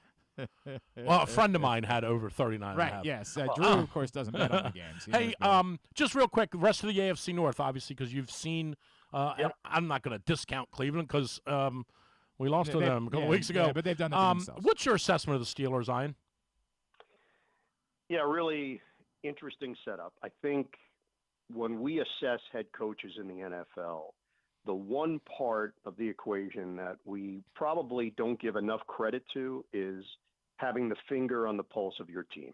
And that's probably the most important part of it. And let's take someone that got fired, Dennis Allen, this week, that it just got to a place where the ownership group, the fan base, the players themselves probably knew, okay, we can't go on anymore. He's lost the locker room. This team is not performing the way that they're capable of performing, and it's broken. The thing about Mike Tomlin that always sticks with me when we sit down and meet with him in a production meeting, he's the best guy in the production meeting. He's brutally honest. He's direct. He looks you in the eye. He has a way with words, so you get sucked into that part of it because he's very gifted as an orator. And I see that translating to his team. While people question, well, what are you doing? You're winning games. You've got Fields. It's working. Well, no. He saw room for improvement. He saw a locker room that could go the other way if they don't maintain their winning ways, or if there is a problem at the quarterback position with a debate. He ended the debate. He came out and said, Russell Wilson is our starter, and they've obviously performed well since that point, and he's provided a lift. I just think they're a really intriguing group. They're better in certain areas than they were previously, clearly. I don't think their defense is lights out and what it's been in the past. The rankings are really good in certain areas, and maybe it can carry them, but they've gotten older in other areas. They're trying to address some things. They get Cam Sutton back, and that's something that I think Mike Tomlin believes is going to really help them on that back line. They've dealt with some injuries. They've played through them. And now we're going to find out. Like this week is a great example of, all right, go on the road against not just a nice story anymore, Washington, a legitimate team, a team that's playing with a lot of confidence, that's well coached, that they've seen their culture flip in the best possible way. And this will be a really big test to see where the Steelers stand. And then, Ian, if I could, I want to wrap similarly. Here we are, the Chiefs. Everybody watches every week and says, boy, they just don't look the same, right? Like they look they look beatable. They're losing this week. And no one is beating them. They're 8-0, and there's reason to talk about whether or not how do we talk about this? Because I feel like both things are equally true, that they don't seem as impossible to beat as they typically have been, and yet all they do is figure out ways to win every week. Yeah, it's funny. A year ago, I think having this conversation about the Chiefs, the main theme that I remember was the mystique isn't quite there. Mm-hmm. It's just not quite there anymore. They were going through a transition period personnel-wise. They'd made a bunch of changes offensively, and there seemed to be some cracks in the armor. And now here we are a year later, and I would most certainly tell you their mystique is back. They walk into a stadium, and you think they're going to win, whether it's their home stadium or it's a stadium on the road. Whoever the opponent is, you just assume, oh, no, they'll find a way. It'll be tight. They'll find a way. Now, you can make the point the other way. At some point, when you're walking that tightrope, you're going to fall off. And that might be true with this year's version. It just hasn't yet been shown how to do it, how to beat them. Teams have come close. Teams have found a way to be in it, a play away from winning the game. Yep. But they can't get over the top. And that's why we're talking about everybody else in the AFC who's going to challenge the Kansas City Chiefs. That's the conversation right now going on. And it's not a team that's better than the Chiefs. No one's saying that. Everyone is saying which team of that next level will challenge Kansas City come January. He is Iron Eagle. Again, tomorrow night, Westwood One, Ravens-Bengals. And as he mentioned, that's the local TV game here in Baltimore on Sunday, Commanders-Steelers. You can watch that on CBS. He'll be on the call for that one as well. Ian, always appreciate you. You could do double damage this week for us, Eagle. Yeah, right? Oh, Get us a win Thursday, and then D.C. beating up on Pittsburgh Sunday. Yeah. I know you have nothing to do with that's it. the kind of power I have. That's the power I bring. I appreciate you, man. Thank you for taking the time for us, as always, sir. Hey, what a treat to speak with both of you. In all sincerity, it's really great. You guys are both terrific and legitimate friends, and appreciate all that you do. I'm putting that on my resume for the record. I'm welling up again. Thank you. I'm tearing up brother. again. Really appreciate it. See you, bud. Man. See you guys. Iron Eagle, he is love that guy. Truly love that guy. Appreciate him taking the time for us. All right, we come back in. Totally made him pretty much into what he is. We did. Just our relationship. Yeah, and Florio. Boy, who else did we make over the years? Who else you want to take credit for? I saw something the other day where Florio posted something. I'm paraphrasing, where he said 23 years ago when I started this, I was just looking for a place to be an aggregate source for NFL news. Yep. And we used to have that dude on, and he would call us. Correct. And say, correct. Hey, can I come on and tell you what's going on around the league? Boy, by the way, for a few years, you couldn't get him to come back. Like I say 5 years ago, I don't know, something's changed. I think he might. I honestly think what's changed is he does have appreciation for the fact that like we had him on at a time where because in like the last 2 to 3 years he's actually reached out to me a few times about things. So I appreciate that about Florio. But there was a time when Florio was like, "Dude, I love you. I can't do it. Just not. Yeah, it's too much. Yeah. Too much. I don't mess with you guys anymore. Right? Like peons. I don't know if you know. I've outgrown you. No, it's amazing, right? No, I mean, he started a website where he just aggregated people's stories. It's a Drudge Report. That's what it was. Yeah. Here's what's going on in Kansas City. Now I know. That's what they're saying in Kansas City. There's a newspaper in Kansas City that's reporting it. That's it. And he would post it. Yep. People would be like, "You read Pro Football Talk?" Yep. Yeah, but I also read the Kansas City Star. Correct. It was crazy. All right, we're going to come back in. We're going to play Would You Rather Wednesday. What? Yeah. Okay. We still do that around here. All right. We'll do that. 11:20. Drew's here. Yeah, you're getting paid. Don't worry about it. You'll get paid exactly as much for this week as you did for all my checks. Any day now. Yeah. Any day now. They'll come to your house and chew gum. Drew's here. It's Glenn Clark Radio. Brace yourselves for an unparalleled in-person betting experience at the Green Turtle Bet Park Sportsbook and Bars in Canton and Towson. Experience the thrill of live betting with Baltimore's only state-of-the-art Vegas viewing TV experience. Choose between our on-site tellers or the convenience of our self-bet kiosks to place your bets. Gather your betting buddies and head over to the Green Turtle Bet Park Sportsbooks today. Green Turtle Bet Park Sportsbooks in Towson and Canton. The ultimate destination for game day excitement, great food, and live in-person betting. Must be 21. Please play responsibly. Gambling problem? Go to mdgamblinghelp.org. Hey Baltimore, it's number 10, Arthur Millette, and I'm hoping you'll slot us in all season long for the Arthur Millette Show. We'll be traveling around the region all season, giving you the chance to get to know me and my teammates. There will be some football talk and a lot more. You can watch this show live on Pressbox's Facebook and YouTube pages and listen every Friday night on 105.7 The Fan. Find out more at PressBoxOnline.com/Millette. The Arthur Millette Show, the only show in town that's a work of art. The next Arthur Millette Show is Tuesday, November 12th at Mother's North Grill in Timonium. It's brought to you by 1-800-GAMBLER and Easy Pass. Whether your focus is luxury and comfort, convenience and technologically advanced connectivity, or sporty performance and aggressive styling, we've got the perfect Highlander for you. Check out buyatoyota.com for deals on new Highlanders from your local Toyota dealer today. The ultimate fan experience awaits you at Sports and Social Maryland. See how we're raising the sports bar with our massive 100-foot media wall featuring 40 HD TVs and a 47-foot big screen. Bet on your favorite teams and this year's biggest events at the FanDuel Sportsbook while enjoying your favorite beers and cocktails, plus our delicious takes on bar food classics. Visit Sports and Social at Live Casino and Hotel Maryland at Arundel Mills. Must be 21. Gambling problem? Call 1-800-GAMBLER. The drug scene in Maryland is changing. Fentanyl and xylazine are being added to street drugs, and you may not even know it. Xylazine is not even intended for humans, and fentanyl is an opioid 50 times stronger than heroin and contributed to over 80% of overdose deaths in our state. Anyone who uses drugs, even occasionally, is at risk of overdose. To learn more, visit stopoverdose.maryland.gov or call or text 988.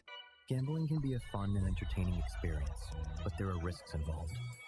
If you're planning on betting on the game at the casino or on your phone or computer, know your limit, stay within it. Set a budget and a time to stop. Remember, gambling isn't a financial solution, and it doesn't mix well with alcohol or drugs. Know the risks and have a plan before you begin gambling. For free and confidential services, call 1-800-GAMBLER 24/7 or go to helpmygamblingproblem.org. Driving in Maryland? Did you know an Easy Pass from DriveEasyMD.com can save you time and money? Of course you did, because you are a thrifty driver. An antenna reads your Easy Pass transponder and automatically deducts the toll from your Easy Pass account. There, you just saved money with Easy Pass, all without slowing or receiving a notice in the mail. Well done, thrifty driver, well done. Get your Easy Pass at DriveEasyMD.com. Contrary to what some people believe, I actually like this guy when he sleeps. Glenn Clark, talking sports. All right, back in here on GCR. Drew Forrester is here. Drew'sMorningDish.com is his website. Anything else going on in your world these days? I just did a little Ravens recap this morning and then an Oriole. Just a quick thing on okay, all the offers are out. Everybody, here's where we are. We need a backup catcher. I don't know what we're doing with Mountcastle. We keeping him. We getting rid of him. We got a second baseman. We got a shortstop. We got a third baseman. We got a left field, center field combination. I don't know if that means Mullins hangs around as the fourth outfielder or if his days are numbered. Wait, if it's not Mullins, who do you think's the left field, center field combination? Kauser and Kjerstad. You think Kjerstad's playing left field? Well, I don't think he can. Yeah, I think that's insane. He's terrible. That's the problem. But, I think there was a time where are you going to get more out of? I genuinely believe that Colton Kauser was going to be the team's center fielder this year. I don't think there's a chance in hell that they can do that. Okay, so they don't have a left wait a fielder. minute. Okay, so wait a second. Unless they're signing somebody. Unless they're going out and getting someone. Wait. Do you? And they need a right fielder. Right. So do you think Kjerstad Kauser is less productive? And I know what you're going to say because both sides of the ball do count. Do you think that's less productive than Kauser Mullins? If I had seen anything from Kjerstad that said to me that it's a sure thing that he's going to be uber productive, then I might be willing. Which one are you more concerned about, his glove or his bat?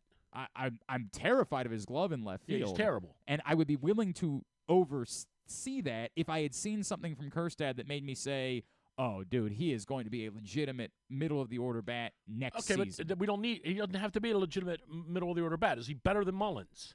Offensively? Yes. I don't know what that would be based off of at this point. I don't know what would give your you intuition. That. Yeah, my intuition is no. Okay. Yeah. So you don't think – what did Mullins have this year? 12 homers and 45 runs batted in? Does that sound right? Might have been a little more. Yeah, okay. I think it ended up being a little bit more than that. So that's my question. And does something that nobody else on the team does, which is steal bases. I disagree with you on the offense. But I totally, and I'm an old school. He had 18 homers. This is my okay. Wait. Mullins had 18 homers and what? 54 RBIs. Okay, and 32 stolen. And how many games did he play? 150. Shoot. All right, hold on. I didn't click Baseball Reference. This might shoot down this argument. If he had 18 home runs and 50 some RBI in 150 games, 444 at bats. So 130 games. I cannot find games. What? 147. Thank you. Okay, so he played 150 games. He had 18 home runs. Okay, and what did Kjerstad have? 4 homers. Was it even that many? I don't know. I mean, I don't. Yeah, it was 4. It's 4 and what? It was 4. And RBIs don't matter. Yeah. Okay. And but how many games did he play? 25. Full, right? Yeah. He played 99 at bats. Yeah, he played 20 games. Oh, I see now. 39 games. Okay. So. Okay. So anyway, here's what I'm going to say. This is my problem. The difference defensively is so dramatic that I would need Heston Kjerstad to be slam dunk middle of the order bat for me to make a decision that impacted him. Now, Heston Kjerstad might be this team's right fielder, but to make that dramatic of he was so bad in left field that in order to make that decision, Gotcha. He would have to be. And what's the difference between left and right in your mind? Well, in part, it's the wall, obviously, and the ground that you have to now cover in left field, which is sort of overwhelming at this point. It requires a high-level left fielder to So play. do you just DH him? Kerstad? I don't know that. I mean, that certainly is an option. I think Kerstad's trade bait right now. Okay. Like, Wow. Okay. See, I would not give up on him at all. Anyway, so that's what I wrote about today. I think it's wrong for me to say I would give up on him. I'm not. And what are you doing with Kobe Mayo? That's where this entire conversation is complicated. You have to get better somewhere. That's the biggest issue. And maybe Do you want Randall Grichuk or do you want Kepler or one of those guys for 2 years or a year? I'd rather do better than that, but yeah, I mean that's what you're going to get. That right? I don't know that answer yet. I don't know. Well, there aren't enough. that many honest-to-goodness right fielders available. Grichuk's available. Right. Kepler's available. Santander's available. You could toss Teoscar Hernandez out there in right field if you wanted to. And he's not leaving LA. I can live with taking a step back defensively in right field. I can live with that, right? Because truth be told, Santander didn't really cover a lot of ground. It's just that his arm was so good that it made up for it. But he was competent. If you're keeping Mullins in center field with all of the ground that he covers, I can take a step back defensively in right field. Okay. Because now. So go Kowser, Mullins, and Kepler. Yeah, that's or Kowser, Mullins. But I keep coming back. How much Soto. better is Kepler than Santander? Kowser, Mullins, and Soto. That's what Mad Dog said. Mad Dog said the Orioles should be on Soto. Please. How much better is Kepler than Santander? This is you have to get better. Well, it isn't about if he's better. It's that Kepler's $6 million. That's and the issue. There's the 25. Issue being somewhere on this team you have to get better than you were. And that's the problem that I'm having. It's easy to say, well, you get better because Jackson Holliday's better, and you get better because Adley Rutschman is. You can make an argument that everyone's going to grow, but the problem is the other teams are growing too. Correct. Well, Volpe's going to be better. This guy's going to be. Yeah, you can make that argument. Not as many of those teams have players that are still as young. It's so much of their core is still as young. I think the backup catcher thing is very important. I think it's totally a stated need for them. And I really do hope it's McCann. And again, it's only if it's McCann, it's because of all the natural things he brings to the table. I think he's not a world beater. I think that might be tricky for McCann, who says if you're planning on bringing Basayo up in June, then what about me? Right. What am I doing? Right. I think it's a tricky spot for him to be in. Fair. And I don't know if that's going to prove to be an option. Anyway, that's what I wrote about today. Ravens flopped at the deadline and the Orioles. All right. Let's do Would You Rather Wednesday. Would You Rather Wednesday is brought to you by Glory Days Grill. Somebody's getting a $30 gift card to Glory Days Grill just for participating in Would You Rather Wednesday. It is as simple as that. Would you rather number one? By the way, you go to @GlennclarkRadio on Twitter, Facebook.com/GlennclarkRadio in order to participate. Number one, would you rather? Football Genie offers you one of these two scenarios. Scenario number one, Tre'Davious White returns to a Pro Bowl level. Whatever happens, he comes to Baltimore, and he's the old Tre'Davious White. He is a lockdown number one type of corner. Okay. Or Tavius Robinson continues what he built off of on Sunday and ends up finishing the season with 9 sacks. I'll take Robinson. Okay. You're supposed to add a thought. I'll take Robinson because we're in such need for someone off the edge to make an impact. It's such a need, and it's going to be an incredible need in the postseason because somebody that touched the quarterback or touched the ball. We got to find somebody to go chase after Mahomes in the AFC title game. Okay, just knock the ball out of his hand one time. Right, we just need that. Okay, Griffin. Yeah, I think I gotta lean towards Tavius Robinson being a thing. I mean, what is having a Pro Bowl corner? I guess, and I guess wouldn't even make him like a Pro Bowl corner because it'd just be 8 games or whatever of him playing at that level. I mean, I don't know. Does that really help you? And it's like he's not gonna be that doesn't mean he's gonna be a one-on-one lockdown guy. Like that just means he's gonna be, I guess, I'm saying that. I'm saying he's going to be a one-on-one lockdown guy. He's Tre'Davious White of old. That's what I'm giving you. I don't know. I thought that'd be pretty nice. Edge rusher. Tavius Robinson. You already gave your answer. How many sacks? Mine's the right now we one. turn to the expert. How many? Now we turn. How many sacks is he already at this? Said 3.5, so you'd have 5.5 more sacks on the season. The expert. Yeah, I think you still got to go Tavius Robinson. Correct.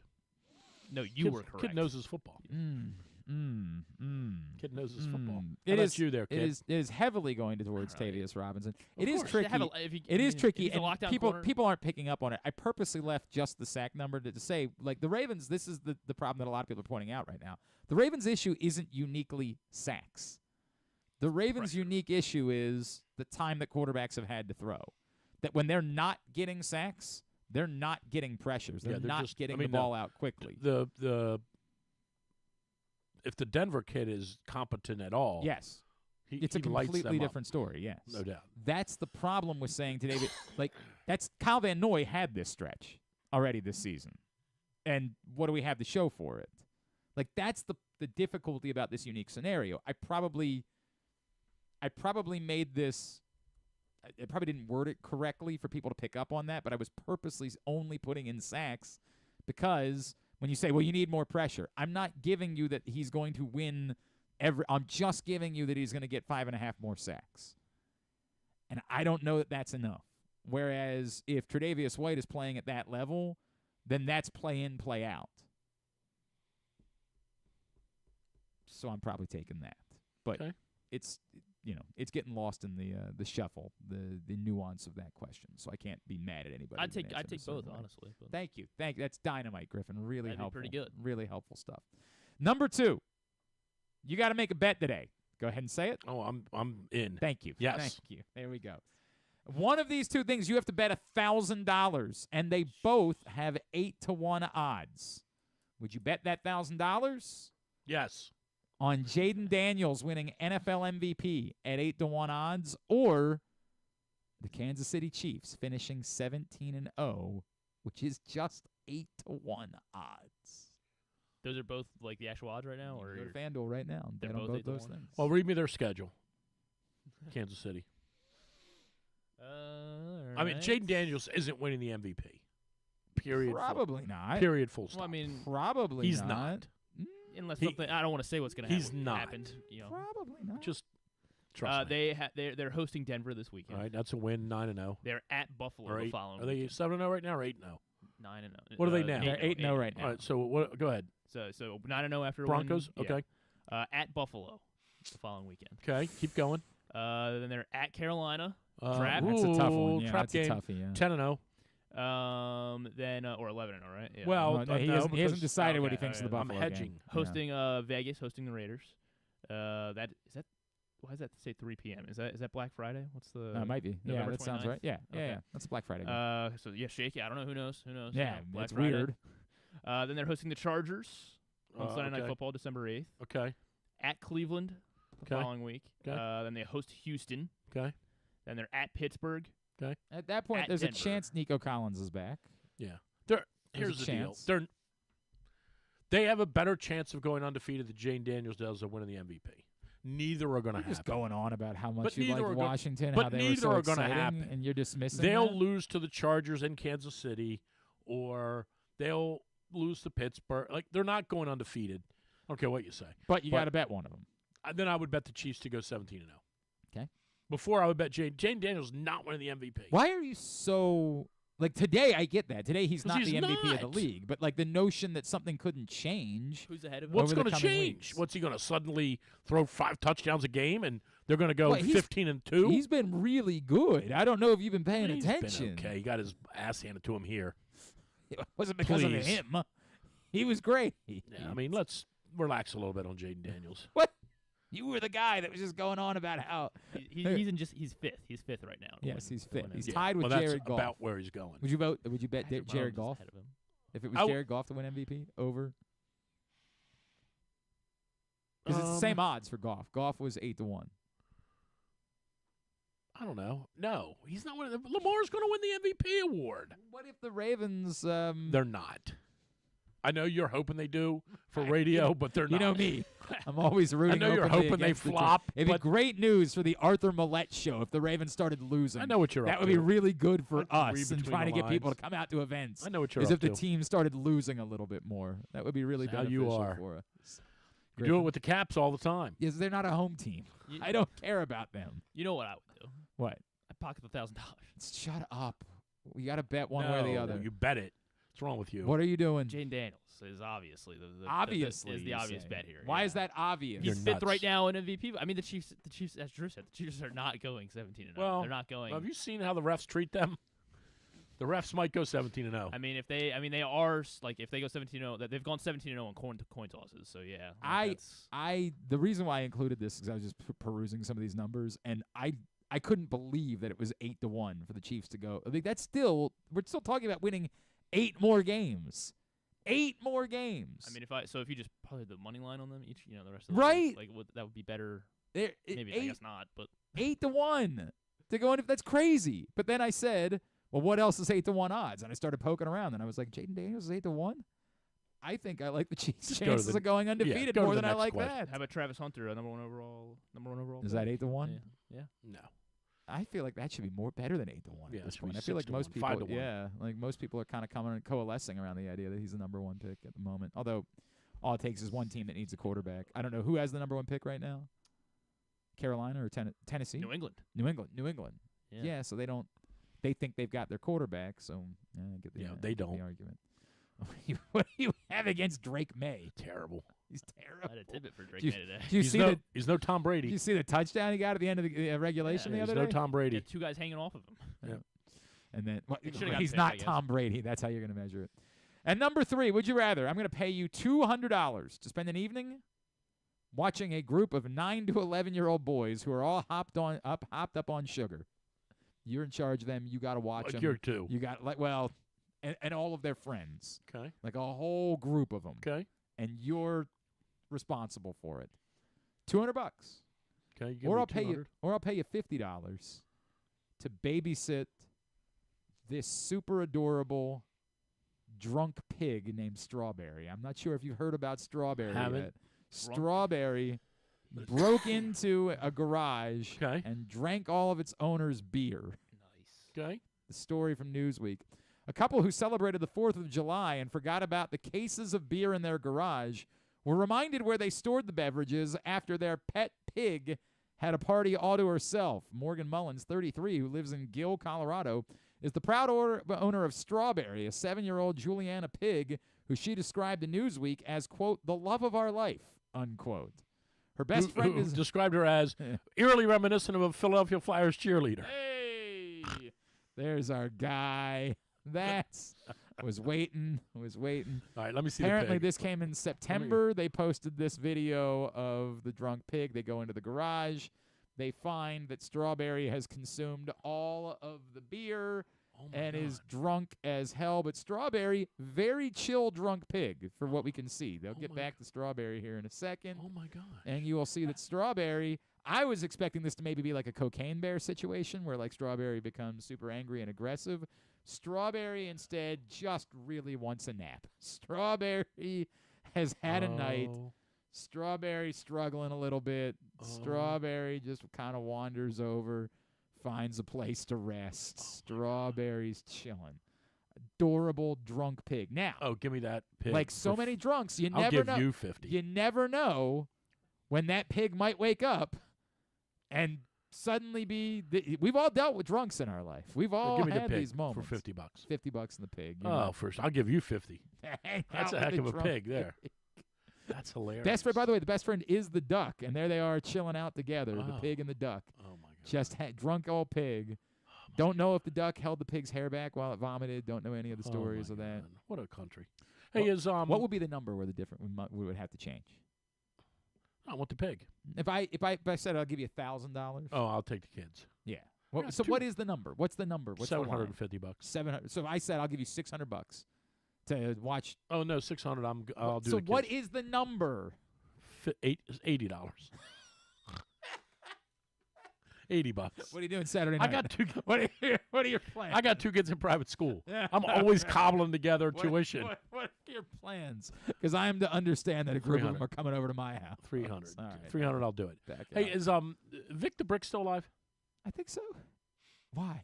I'm just wondering. You want to call him? No, we ought to Feeling- get him on. Feeling you just to talk to him? Yeah, we should get him on at some Just because point. you love him? Yeah, I mean, All we should right, get him all right. on. I didn't know if you had a point to like call him. No, I mean, I just think wanted we to should get check him in. on. Cobe. The rising of the Phoenix. Cobe. Feeling you. Drew loved Vic the Brick. Oh, man. my gosh. There are a few things. Drew wouldn't listen to any other show on the station except when Vic the Brick was doing the Fox Sports updates. And then it didn't matter. It could be anybody that was on. If Vic was doing the updates, then Drew was listening. That was the way that it was going. Vic the Brick. Cobe. Feeling- Remember he called him Cobe? Cobe. K Pasa in the fourth quarter. Cobe. Que pasa in the fourth quarter? K He Pasa. spoke Spanish and English in the same sentence. God, I love Remember when he went to Phoenix and did the Yeah.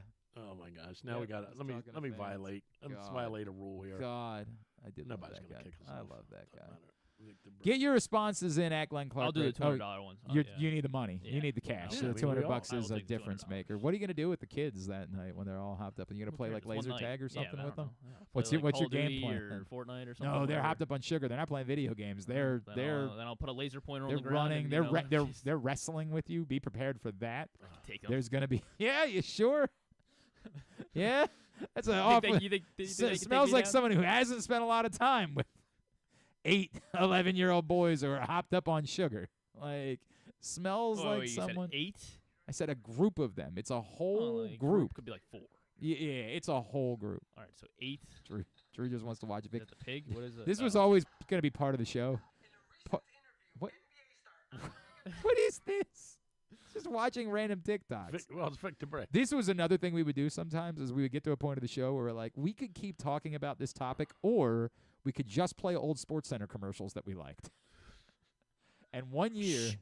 What happened in that fourth quarter? Sort of crossroads play. I mean, K Pasa in that fourth quarter going in tied, and the ball seemed to always bounce into the Celtics' flow. Just costly turnovers down the stretch. Just like it was a normal...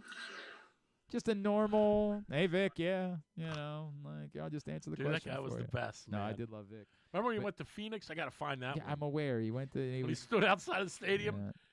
Rising from the ashes of the Phoenix. 3-pointers. Feeling you. Did love Vic. But we would do that. We would get to a point in the show where we we would just play- we would just play clips. That's all we would do. We would just play. Remember I used to play the hockey? I used to play the Danny Briere penalty Oh, shot yeah, you would do that all the time. in the New Year's Day game. Oh, my gosh. We did straight shoot.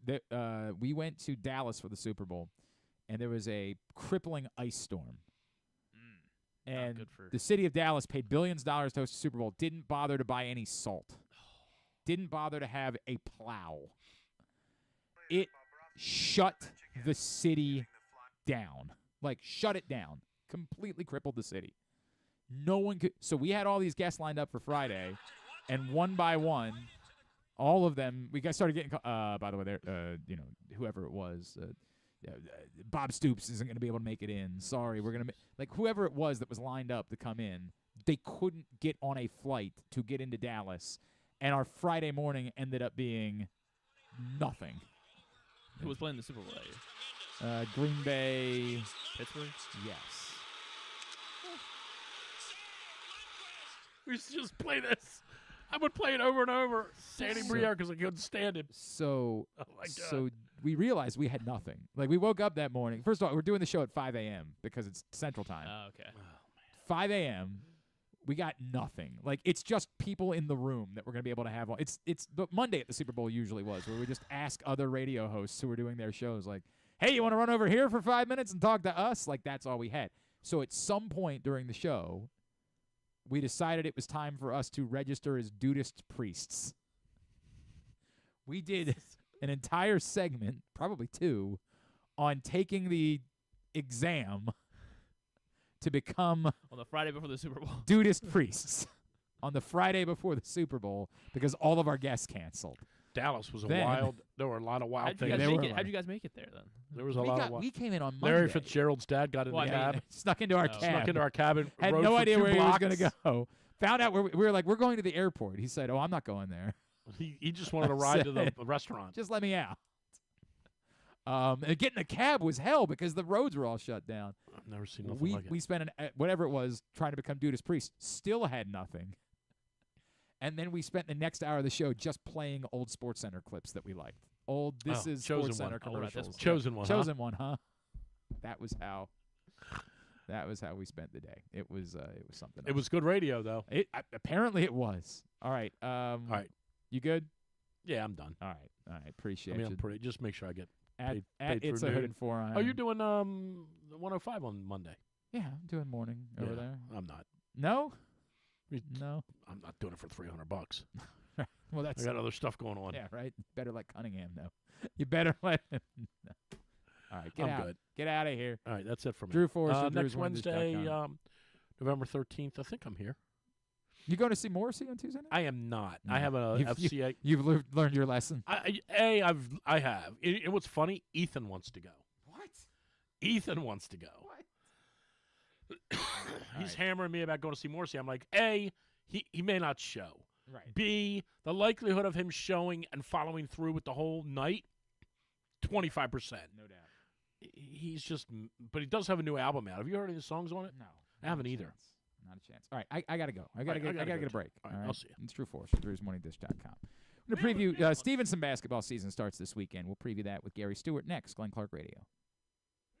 The ultimate fan experience awaits you at Sports and Social Maryland. See how we're raising the sports bar with our massive 100-foot media wall featuring 40 HD TVs and a 47-foot big screen. Bet on your favorite teams and this year's biggest events at the FanDuel Sportsbook while enjoying your favorite beers and cocktails, plus our delicious takes on bar food classics. Visit Sports and Social at Live Casino and Hotel Maryland at Arundel Mills. Must be 21. Gambling problem? Call 1-800-GAMBLER. Driving in Maryland? Did you know an Easy Pass from DriveEasyMD.com can save you time and money? Of course you did, because you are a thrifty driver. An antenna reads your Easy Pass transponder and automatically deducts the toll from your Easy Pass account. Learn more at DriveEasyMD.com.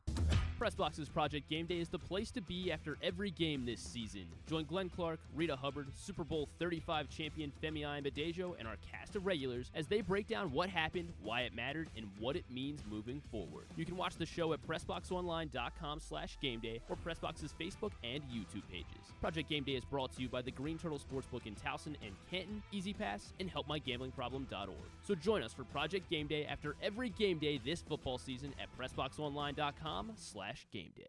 Treat yourself and taste the Baltimore tradition that is the legendary Costas Inn. Hey, it's Stan the Fan Charles. For over 50 years, the Costas Inn has been a Baltimore original, dishing out their amazingly scrumptious, fat, award-winning crab cakes and steamed crabs. Every season is crab season at Costas, so make your plans now by calling 410-477-1975 and reserve your taste of heaven. Sit back, crack some crabs, and watch the Ravens chase down another title on Costas' 15 TVs. On Monday nights, Costas offers their half-pound jumbo lump crab cake with 2 sides for under $30, and there are nightly specials Monday through Friday. So head on down to the Costas Inn at 4100 North Point Boulevard or visit them at CostasInn.com.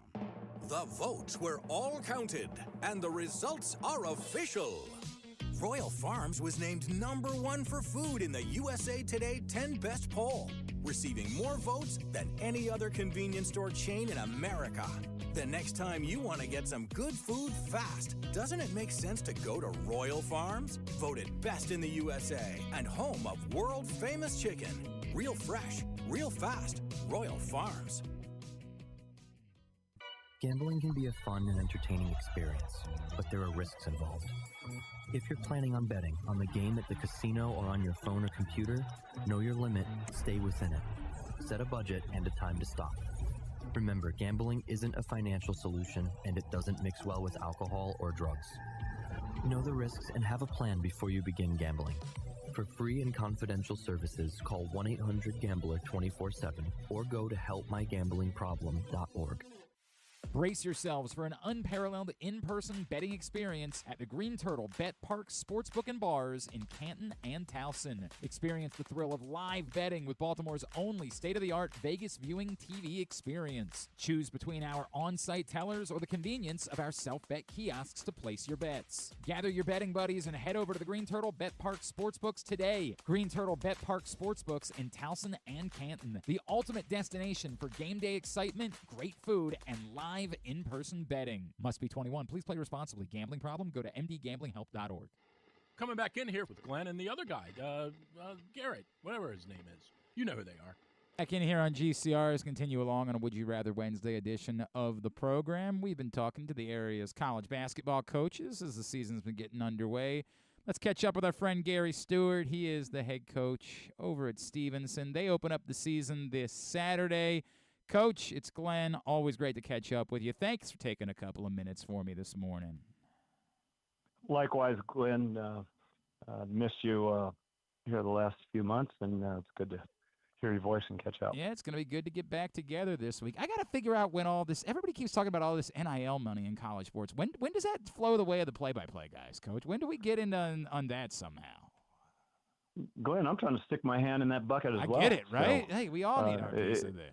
It looks pretty lucrative. So, if I could get a couple fingers on the bottom of that barrel, that'd be good. I was watching a game the other night, and they were talking about how the quarterback drives like a Bentley. I'm like, what the hell? what are we doing wrong?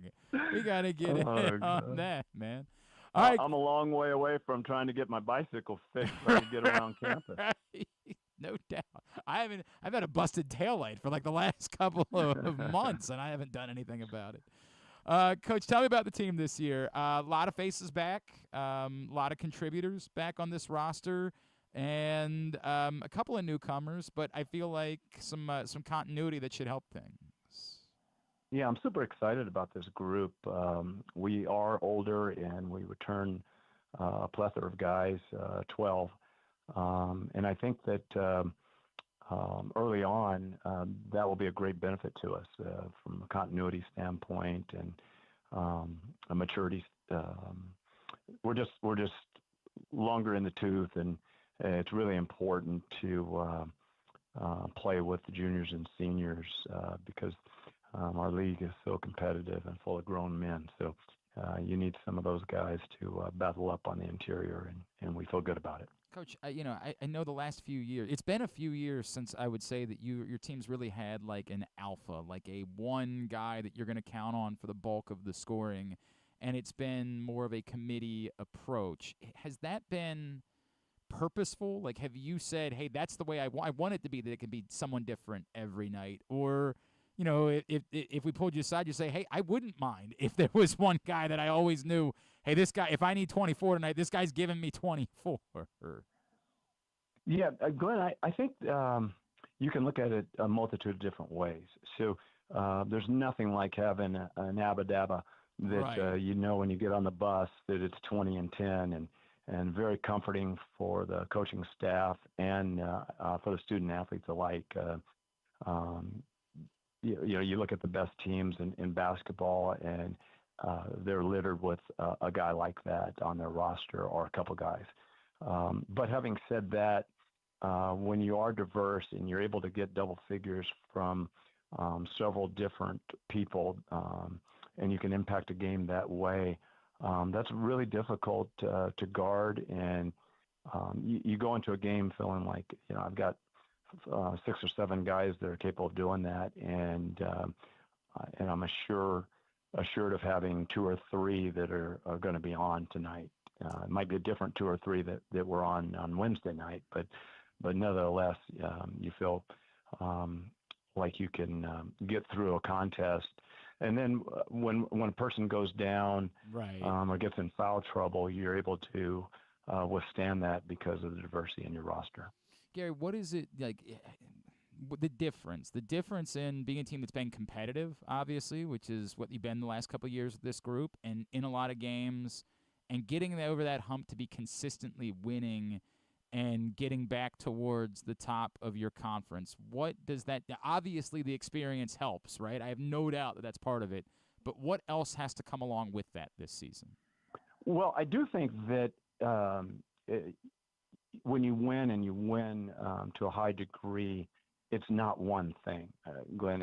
It's a number of different things. You know, it's the culture, it's the coaching, it's your ability to play different styles and withstand a physical team or a team that wants to get out and transition and run. You're able to guard on the perimeter and you know, really alter the ability of really good players to hurt you from there. You can play on the road. You can play at home. There's a lot of different factors that go into teams that are able to play well through January and February. But there's no substitute, Glenn, for having really, really good student athletes. And you look at the best teams, and they frequently put 1, 2, or 3 individuals on our all-conference teams. And so, you know, is that a byproduct of playing exceedingly well? You know, to some degree it is, but also it's because you have a player or players that are that talented, that are some of the best players in the conference, and they, you know, play at that level week in and week out. He is Gary Stewart. Stevenson basketball open up this season this Saturday afternoon out at Owings Mills Gymnasium. Coach, I have a theory, and you tell me if I'm anywhere close, but the sort of old school big man in basketball, and in college basketball in particular, there's so few of them anymore that it feels like in recent years it's been harder for them to keep trickling down to your level, right? Like if you can play that style of ball, it's going to be easier for you to find a scholarship, whereas, you know, wings, it seems like there's a ton of them. You've had a few good ones. I know Nate, you're going to lose him this season, and I don't know how you go about replacing it, but is it more difficult at this point to find those kind of true, like, back-to-the-basket big men at this level of hoops at this point? Yeah, it really is, Glenn. And again, I look at it not through the lens of just one way. You know, it's the youth basketball, the high school basketball, the collegiate basketball, and the pro basketball have gone more to 5-out offenses. And even though you have a big kid, it's like Joker with Denver, who's facing the basket. He's 25 feet away. Yeah. He's able to handle the ball at that size. He's able to pass at that size, and he can shoot from there. And again, years ago, that person with that skill set would play on the block. And so coaches have moved those folks around. I think kids like playing that way. And the unintended consequences, the back to the basket big guy that was so dominant through the 70s, 80s, and 90s, and, you know, obviously to some degree when Shaquille O'Neal retired, that kind of went out the door with him. It's just a new way to play, and the floor is open, and the guys are so skilled and able to operate, whether you're 6 feet or you're 7 feet, with their face, with themselves facing the basket, and presents a different challenge. All right. What else? Tell me about these newcomers. Tell me about some of these new players that I don't know about that we're going to see for the first time on Saturday. Yeah, well, we don't have many. Yeah. Like we started the conversation with, we returned 12 of our guys, and so I guess that's are any of them going to get break-in playing time early on?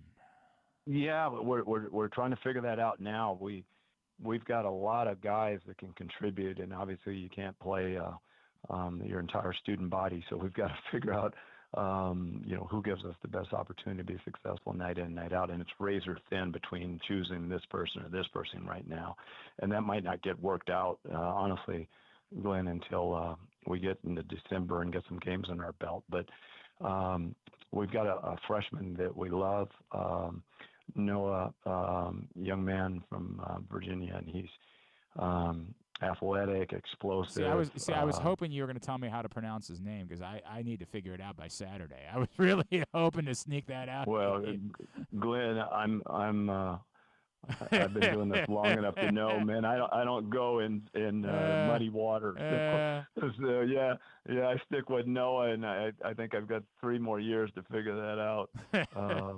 But he's a really terrific kid as well. Great practice habits, and he's going to be a really good player for us, and sooner than later.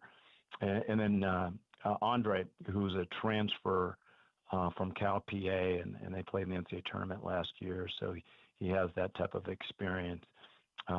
He finished in Maryland as a high schooler, second in the state in 3-point shooting, next to Joey Lutz, who was first. So we've got those 2 kids on the same roster now. So I think better days are ahead for Stevenson for sure on the perimeter. Outside the arc, yeah, knocking down a few more of those. And, of course, local Hoops fans might remember Cam Smith, who's had a really good career at Stevenson, played at Blakefield, and so has been a stalwart for that program, and looking forward to another great season out of him. What else is going on in your world, Coach? You know, it's basketball 24/7 right now. You know, again, I say the same thing. I hope my boss isn't listening, but I can't believe they pay me to do this. You know, it's just a wonderful, wonderful career, and get to see these young folks every day and follow their passions and their dreams, and hopefully get to instill a few things along their journey that will help them moving forward.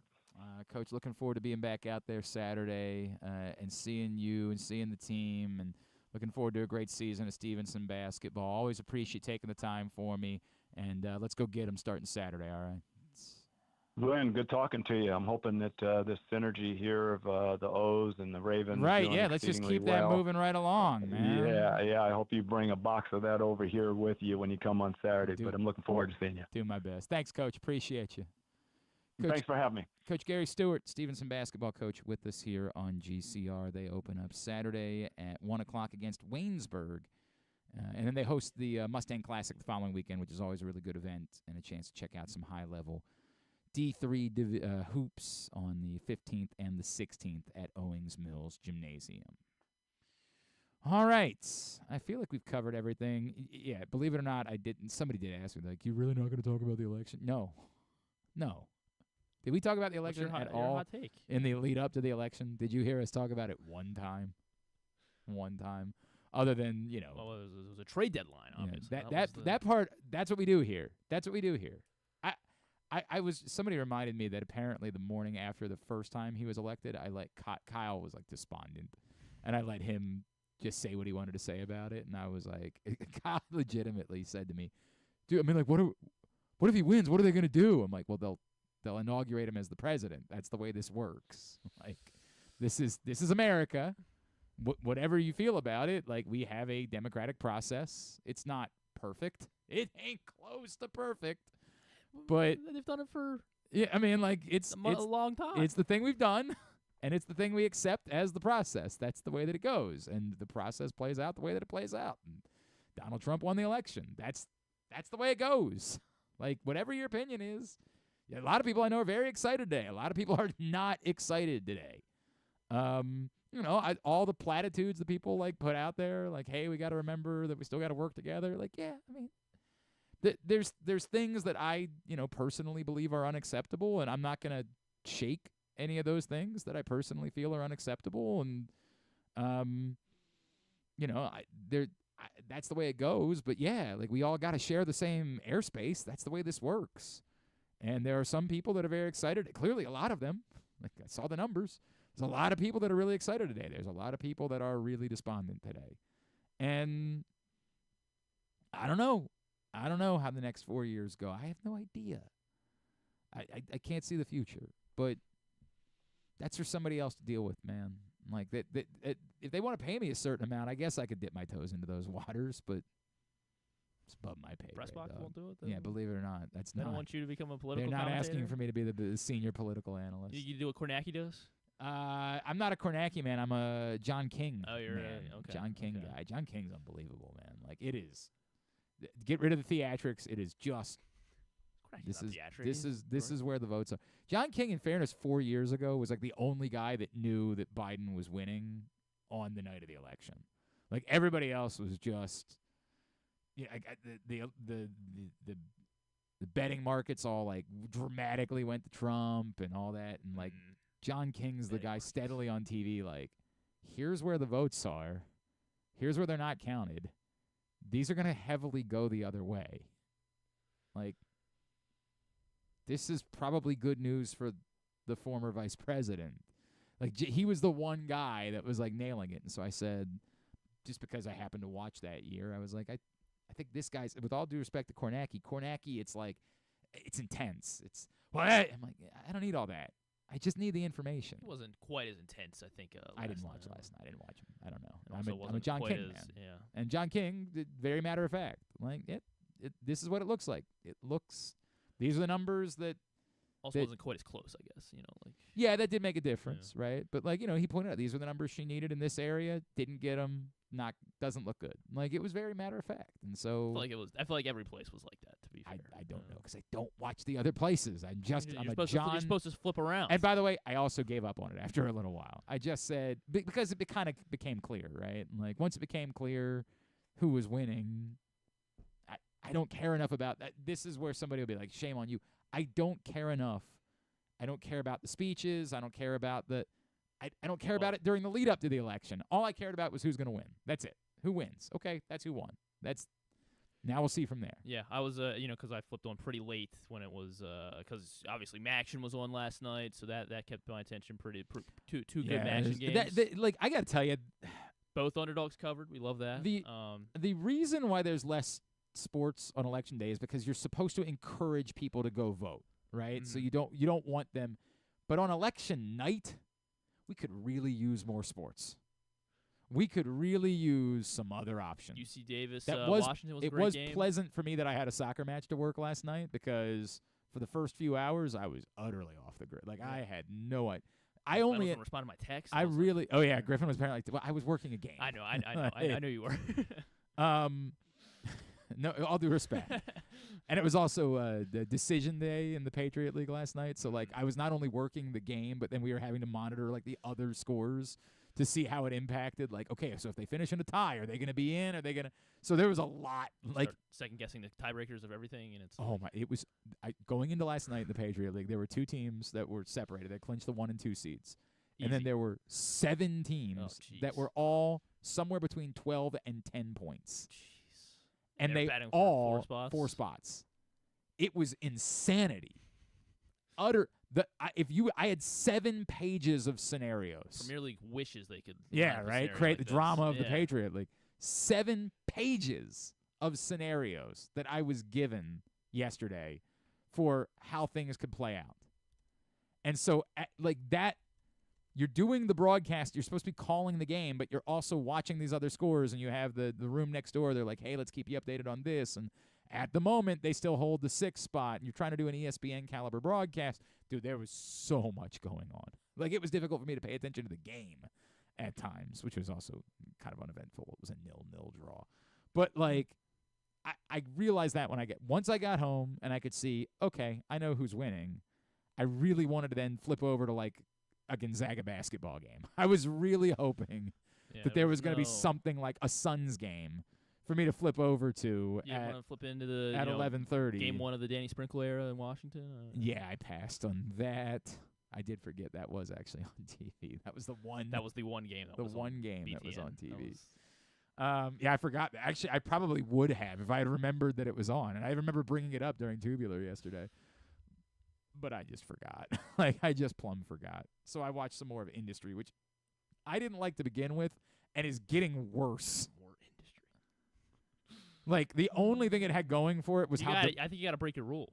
And just give up on it? Yeah. I can't do it. Okay, I did learn something. Do it. It was a BBC show that was just co-opted by HBO. That's I'm convinced. So it's not an HBO show. It's not. So even more reason to just go ahead and say. So what would I give my attention to then? If I just Penguin, gave up, right? I guess it's time. I should probably watch Penguin. All right, fine. Penguin, Survivor. Yeah, definitely not doing that. I know you like What We Do in the Shadows. That's not. Well, I'm caught up on What We Do. I don't miss episodes of What We Do in the Shadows. It's outstanding. It's a great show. Agatha, you know. Oh yeah, I did start watching actually. Okay. I watched the first 2 episodes of Agatha. That's exactly what I should be doing. Yeah, you know what? Screw it. Rewatch Aaron Hernandez. For now, I'm pausing on Industry. It sucks. I say garbage. It's a garbage. terrible show. The one thing it had The going Christmas for episode was all right. it was debaucherous, right? Like, so that was kind of interesting. You're like, whoa, okay, now these people. Then the second season, it's not even debaucherous anymore. So are they like? It's like watching the Jersey Shore kids now, where you're like watching them eat. People aren't getting like killed or anything. Like I'm trying to figure out like. No. There's no stakes, right? There's Like, just, it sucks. I watched 1 episode, so that Awful. Was It stinks. I can't believe this was the Sunday night show on HBO. Like, if this had been what they did because of the writer's strike, okay, fine. The strike ended a long time ago. They had plenty of time to make better television shows by now. What in the F? They canceled the Lakers show for this? Dreck? This is awful. I got to give up on it. I got to. It's so unlike me to give up on a television show. It's not my thing. Where does Mad Men stream? Because I did appreciate that reminder from Jeremy. I think Mad Men might just be on that like AMC Plus. And if that's where it is, then I'm not. There's not enough. There's not enough there. You need a premium subscription to That's Roku what I'm saying. channel. I can't do it. It says it's on Prime. But is it on Prime or is it on Prime if you're subscribed to AMC Plus? It just says Prime, premium subscription. So would that just be Amazon Prime? Yeah, Right? no, I think that means because like when I initially signed up for HBO Max, I did it through Prime, so I watch HBO Max through Prime. Like when I watch $2 on Apple TV. You want to cough it up? Per episode or? Why does it say free under YouTube? Hold on, let's see what this is. No, that's not a thing. That might be in another country. You can watch Season 7, Episode 11 if you want on YouTube. Season 7, Episode 11. So I can watch 1 episode of Mad Men on YouTube. Well, all right. No, I'm in.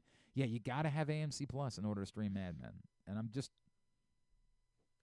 not doing that. Is there anything else that I'm missing from AMC that I would need to have? No, Yeah, that's you're a what I'm Walking Dead saying. guy, so yeah, maybe. No. Yeah, I think I'm out. There was they had out. a new show, the Giancarlo Esposito show. I forget what it was called, but it came out sometime. in the last I'm 12 always months. willing to watch a Giancarlo Esposito show. That MFer don't miss. It Like, was let's see. No. Oh, he was in Megalopolis. Okay. There was a show. What was it called? What was the show I called? don't know. What is it called? Hold on. I gotta get the television filmography here. God, he was in so many things. Gotta scroll all the way down. He's gonna be in the new season of Poker Face. Oh, okay. That's cool. I didn't watch that, but I will. Parish. That was what it was called. What is it? There it is. Parish. And that was on AMC Plus? Yeah. Came out. Apparently Mad Men was on Freevee, and I just missed it. So that's a bummer. I screwed that up. Man, I got it. That's the one. Like that's the show that I need to binge because I've never done a start to finish rewatch of Mad Men, and when Mad Men was on, I didn't watch every episode religiously. So that's the one that Jeremy's right about that I need to spend time with. But I'll finish Agatha, and then I'll watch Penguin, and then we'll go from there. Report back to me if there's anything interesting. Thank you. We had to get to the bottom of that. Everybody was waiting for it. That was the big breakdown they needed today. Tidbit. Tidbit is brought to you today by Project Game Day, which returns tomorrow night. Holy crap! It's tomorrow night. Oh, ask me if I care that Lamar Jackson didn't practice yesterday. Lamar wasn't in practice yesterday. Glenn Clark, your thoughts? No. All right, No? now. No thoughts? You didn't ask it the right way. You're supposed to ask me, do you care? Do you care that Lamar didn't practice yesterday? No. Now, Project Game Day tomorrow night. Help that John Harbaugh said. No, I mean, I just never had any. He didn't practice last week, and he was. Did you see him? Well, he practiced Friday. Great. It's a short week. This was clearly always part of the strategy, was to get Lamar some rest and recognize they had a late bye this year and a bunch of games in a short amount of time from the Monday night game to the Thursday night game. It's clear this was all part of that. And everybody's worked up because apparently John Harbaugh said the plan was for him to practice yet. I don't care. I am not. I have seen too much of Lamar Jackson for me to think that the difference is going to be whether or not he practiced yesterday based on whether the Ravens are going to win or not. There's things I'll get worked up about. You know what I'm worked up about? I don't like the matchup of the Ravens defense against the Bengals offense. I don't at all. They needed good fortune to win the first game. What's the latest on T. Higgins? Definitely didn't practice yesterday. Any update? Well, I guess today's a Yeah. walkthrough probably, so the reporters wouldn't be there to see it. So I don't know what they're going to list him as. I don't like the matchup at all. But I also don't like the Bengals defense against the Ravens offense. So in that way, it's a crapshoot to me. That I care about. I don't care about whether Lamar Jackson practices or not. I think he's going to be fine. Just fine. Tomorrow after the game, whatever happens, we'll be talking about it. Project Game Day.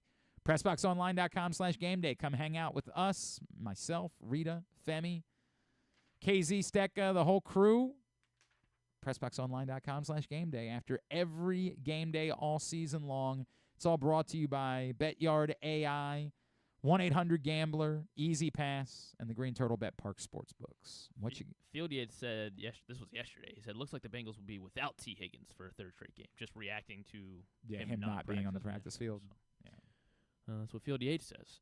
I got a problem, too. I got Khalil Herbert in one of my fantasy leagues. Yeah, you were big on Khalil Herbert. I'm big on it. You don't like Chase Brown. Huh? I just want to hold him. That's it. I don't think I Chase just Brown's want the guy. Okay. I just want to have him and see how it unfolds. The problem is I used my defense to pick him up on the waiver wire, and then looked at my roster and said, "Crap, You don't know who to drop. I don't have anybody to drop." Well, then I guess you just hold Khalil Herbert and make sure no one else can get him. I guess. You just have to go after him in waivers again next week. I guess so, but I got to make that decision tomorrow. Oh yeah, you're right. Right. That's well, the then, issue. I mean, yeah, then you just drop him. So my bench right now, my starting quarterback is Tua. My bench is Goff and Caleb Williams. And I don't. Is this the? No, this is. You need to have three Ryan. quarterbacks. No, I don't. But I don't know which one of them to drop. Bye, Caleb. He's been too valuable. Has he? You have Tua and Goff. I hear you. I hear you. Nick Chubb, Tony Pollard, Ricky Pearsall. I guess I could drop. We haven't really seen what the Niners are going to be without Ayuk yet. That's the thing, right? Like I don't really want to do that. Should be back this week, so we'll have a better and idea. Then, but Mike Evans, obviously I'm not doing that. So it's like I'm either dropping one of the quarterbacks, or I'm dropping Herbert immediately after I picked him up. And I'm trying to use one of the quarterbacks to make a trade. I'm trying to land a better quarterback. With Adam Pohl has Pat Mahomes. I want him. Swap quarterbacks. He wants to swap Caleb I would want to give him. I want to do basically like Chubb for Mahomes, but if he needs a backup quarterback, I've got surplus quarterbacks, so I give him Caleb Williams. That was my thought process. I'd even give him Goff, frankly. If I've got Mahomes, Tua, probably. I don't know. Sorry. I don't know either. Go ahead.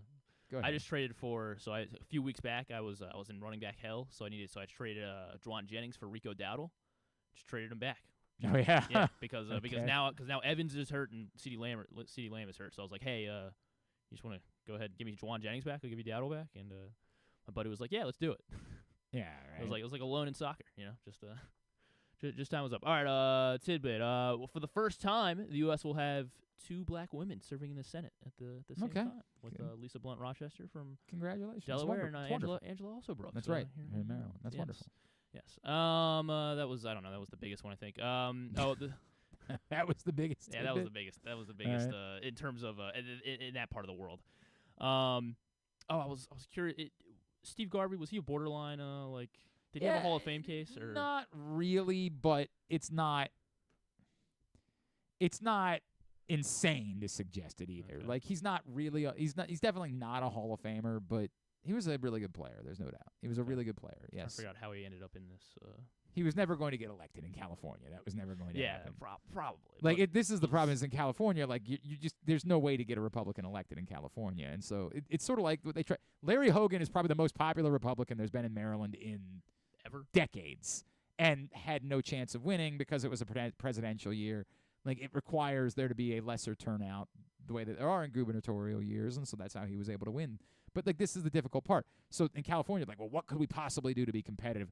Let's try to find baseball guy, someone who was popular, and that's what they came up with Steve Garvey. And like, it's just It's what it is. You're not. It's very difficult. Drake May. I mentioned I had a tidbit on him. First rookie since 1970, since at least 1970, with at least 5 passing touchdowns and 200 rushing yards in his first 5 career games, as he is at 6 passing He's touchdowns. no Tom Brady. I don't know if you heard. Well, Tom Brady's no Drake May. I think true. is the way we need to start saying like as far as good as that touchdown was at the end of the game, the interception in overtime was dreadful. Well, all the Patriots fans are saying he's protecting the pick. Is that what it was? He wants Travis Hunter okay. on his team next year. There you go. He becomes the 4th player with 200 rushing yards and 4 passing touchdowns in their first 5 career games, joining a list of 3 other gentlemen. Say that one more time. 4 passing touchdowns, 200 rushing yards. First 5 career games. 5 career games. Mm-hmm. So that wouldn't count Lamar because he barely played in those first few games. Does not count Lamar. First 5. RG3. RG3, yes. He would be the first to do this, actually. How about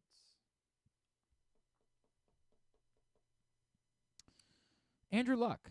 Not Andrew Luck. Okay.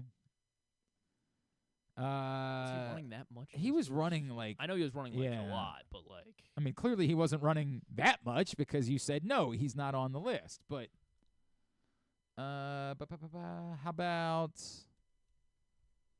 Is it Jaden Daniels? Jaden Daniels, yes. Yeah. I don't think it's not Caleb Williams. Not Caleb Williams. How about...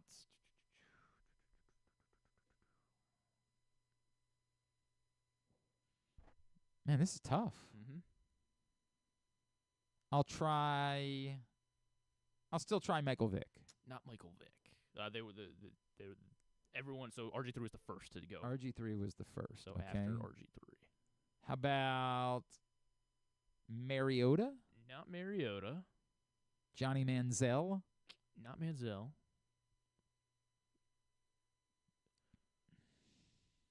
Deshaun Watson?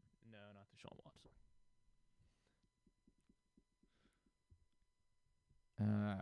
Okay. God. Josh Allen. Not Josh Allen. Following year.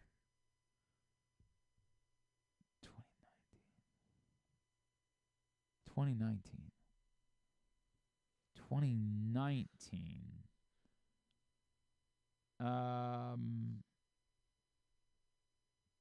Kyler. Yes, Kyler Murray. Yeah, Kyler Murray. Well done. Well done. You got it. It took me a while. RG3, Jaden Daniels, Kyler Murray, and Drake May.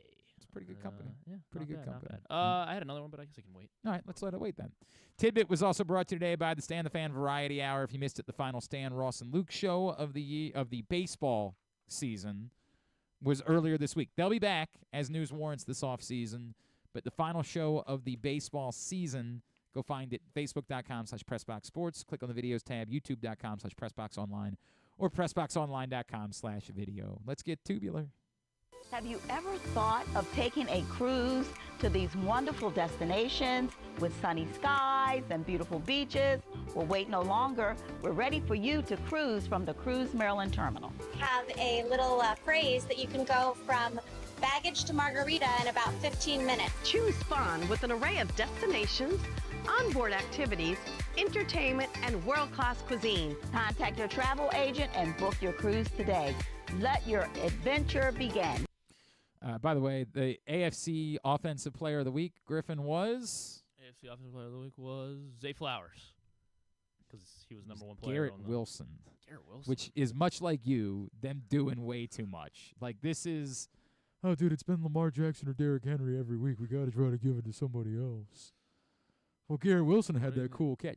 I was like, well, maybe. What do you get? 2 touchdowns? 2 touchdowns. And like 100 yards? 9 catches, not even.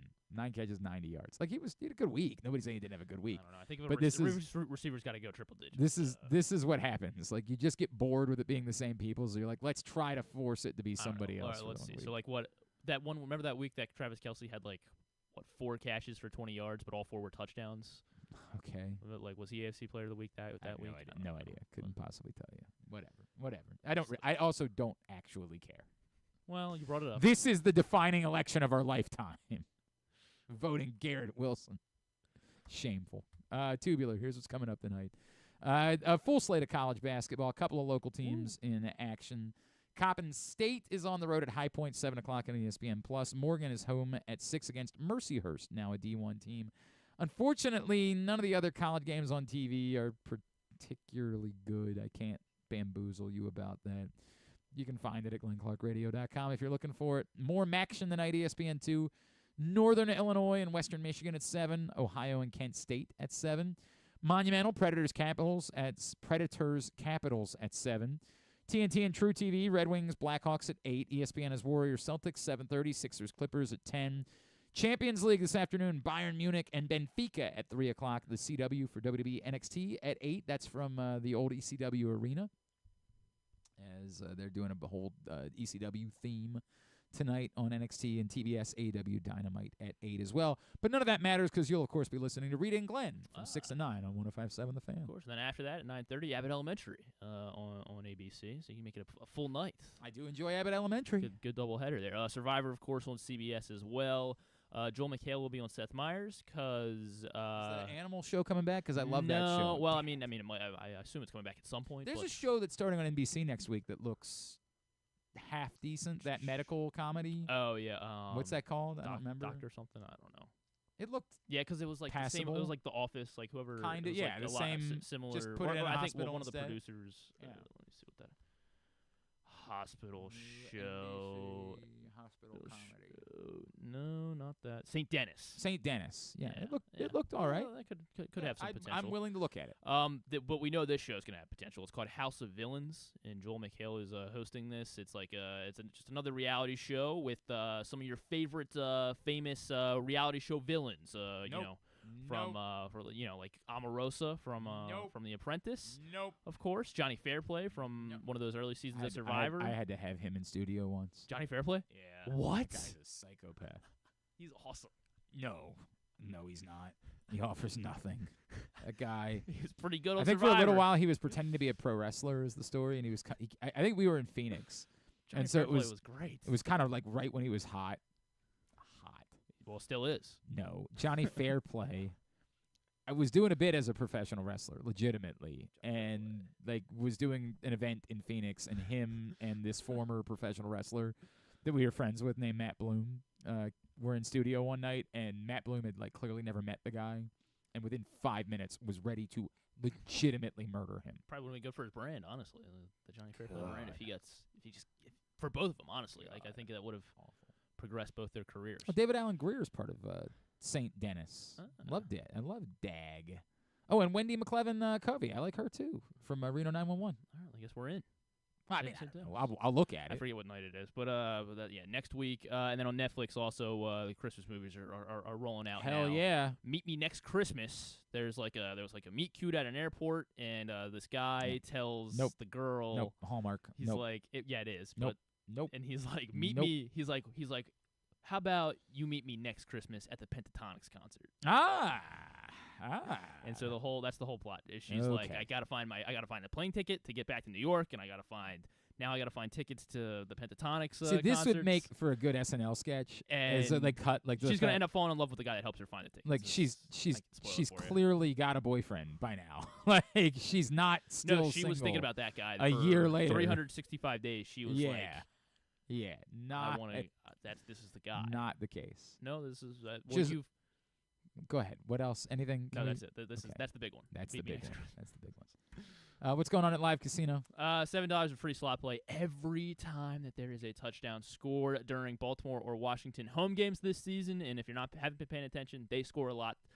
So make sure you get out the Live Casino during home games, because Live Rewards members get $7 in free slot play. Have to have your Live Rewards card inserted correctly into the slot machine, any slot machine on the floor, and be actively playing. But once those touchdowns score, $7 in free slot play. At Owings Mills, must be 21.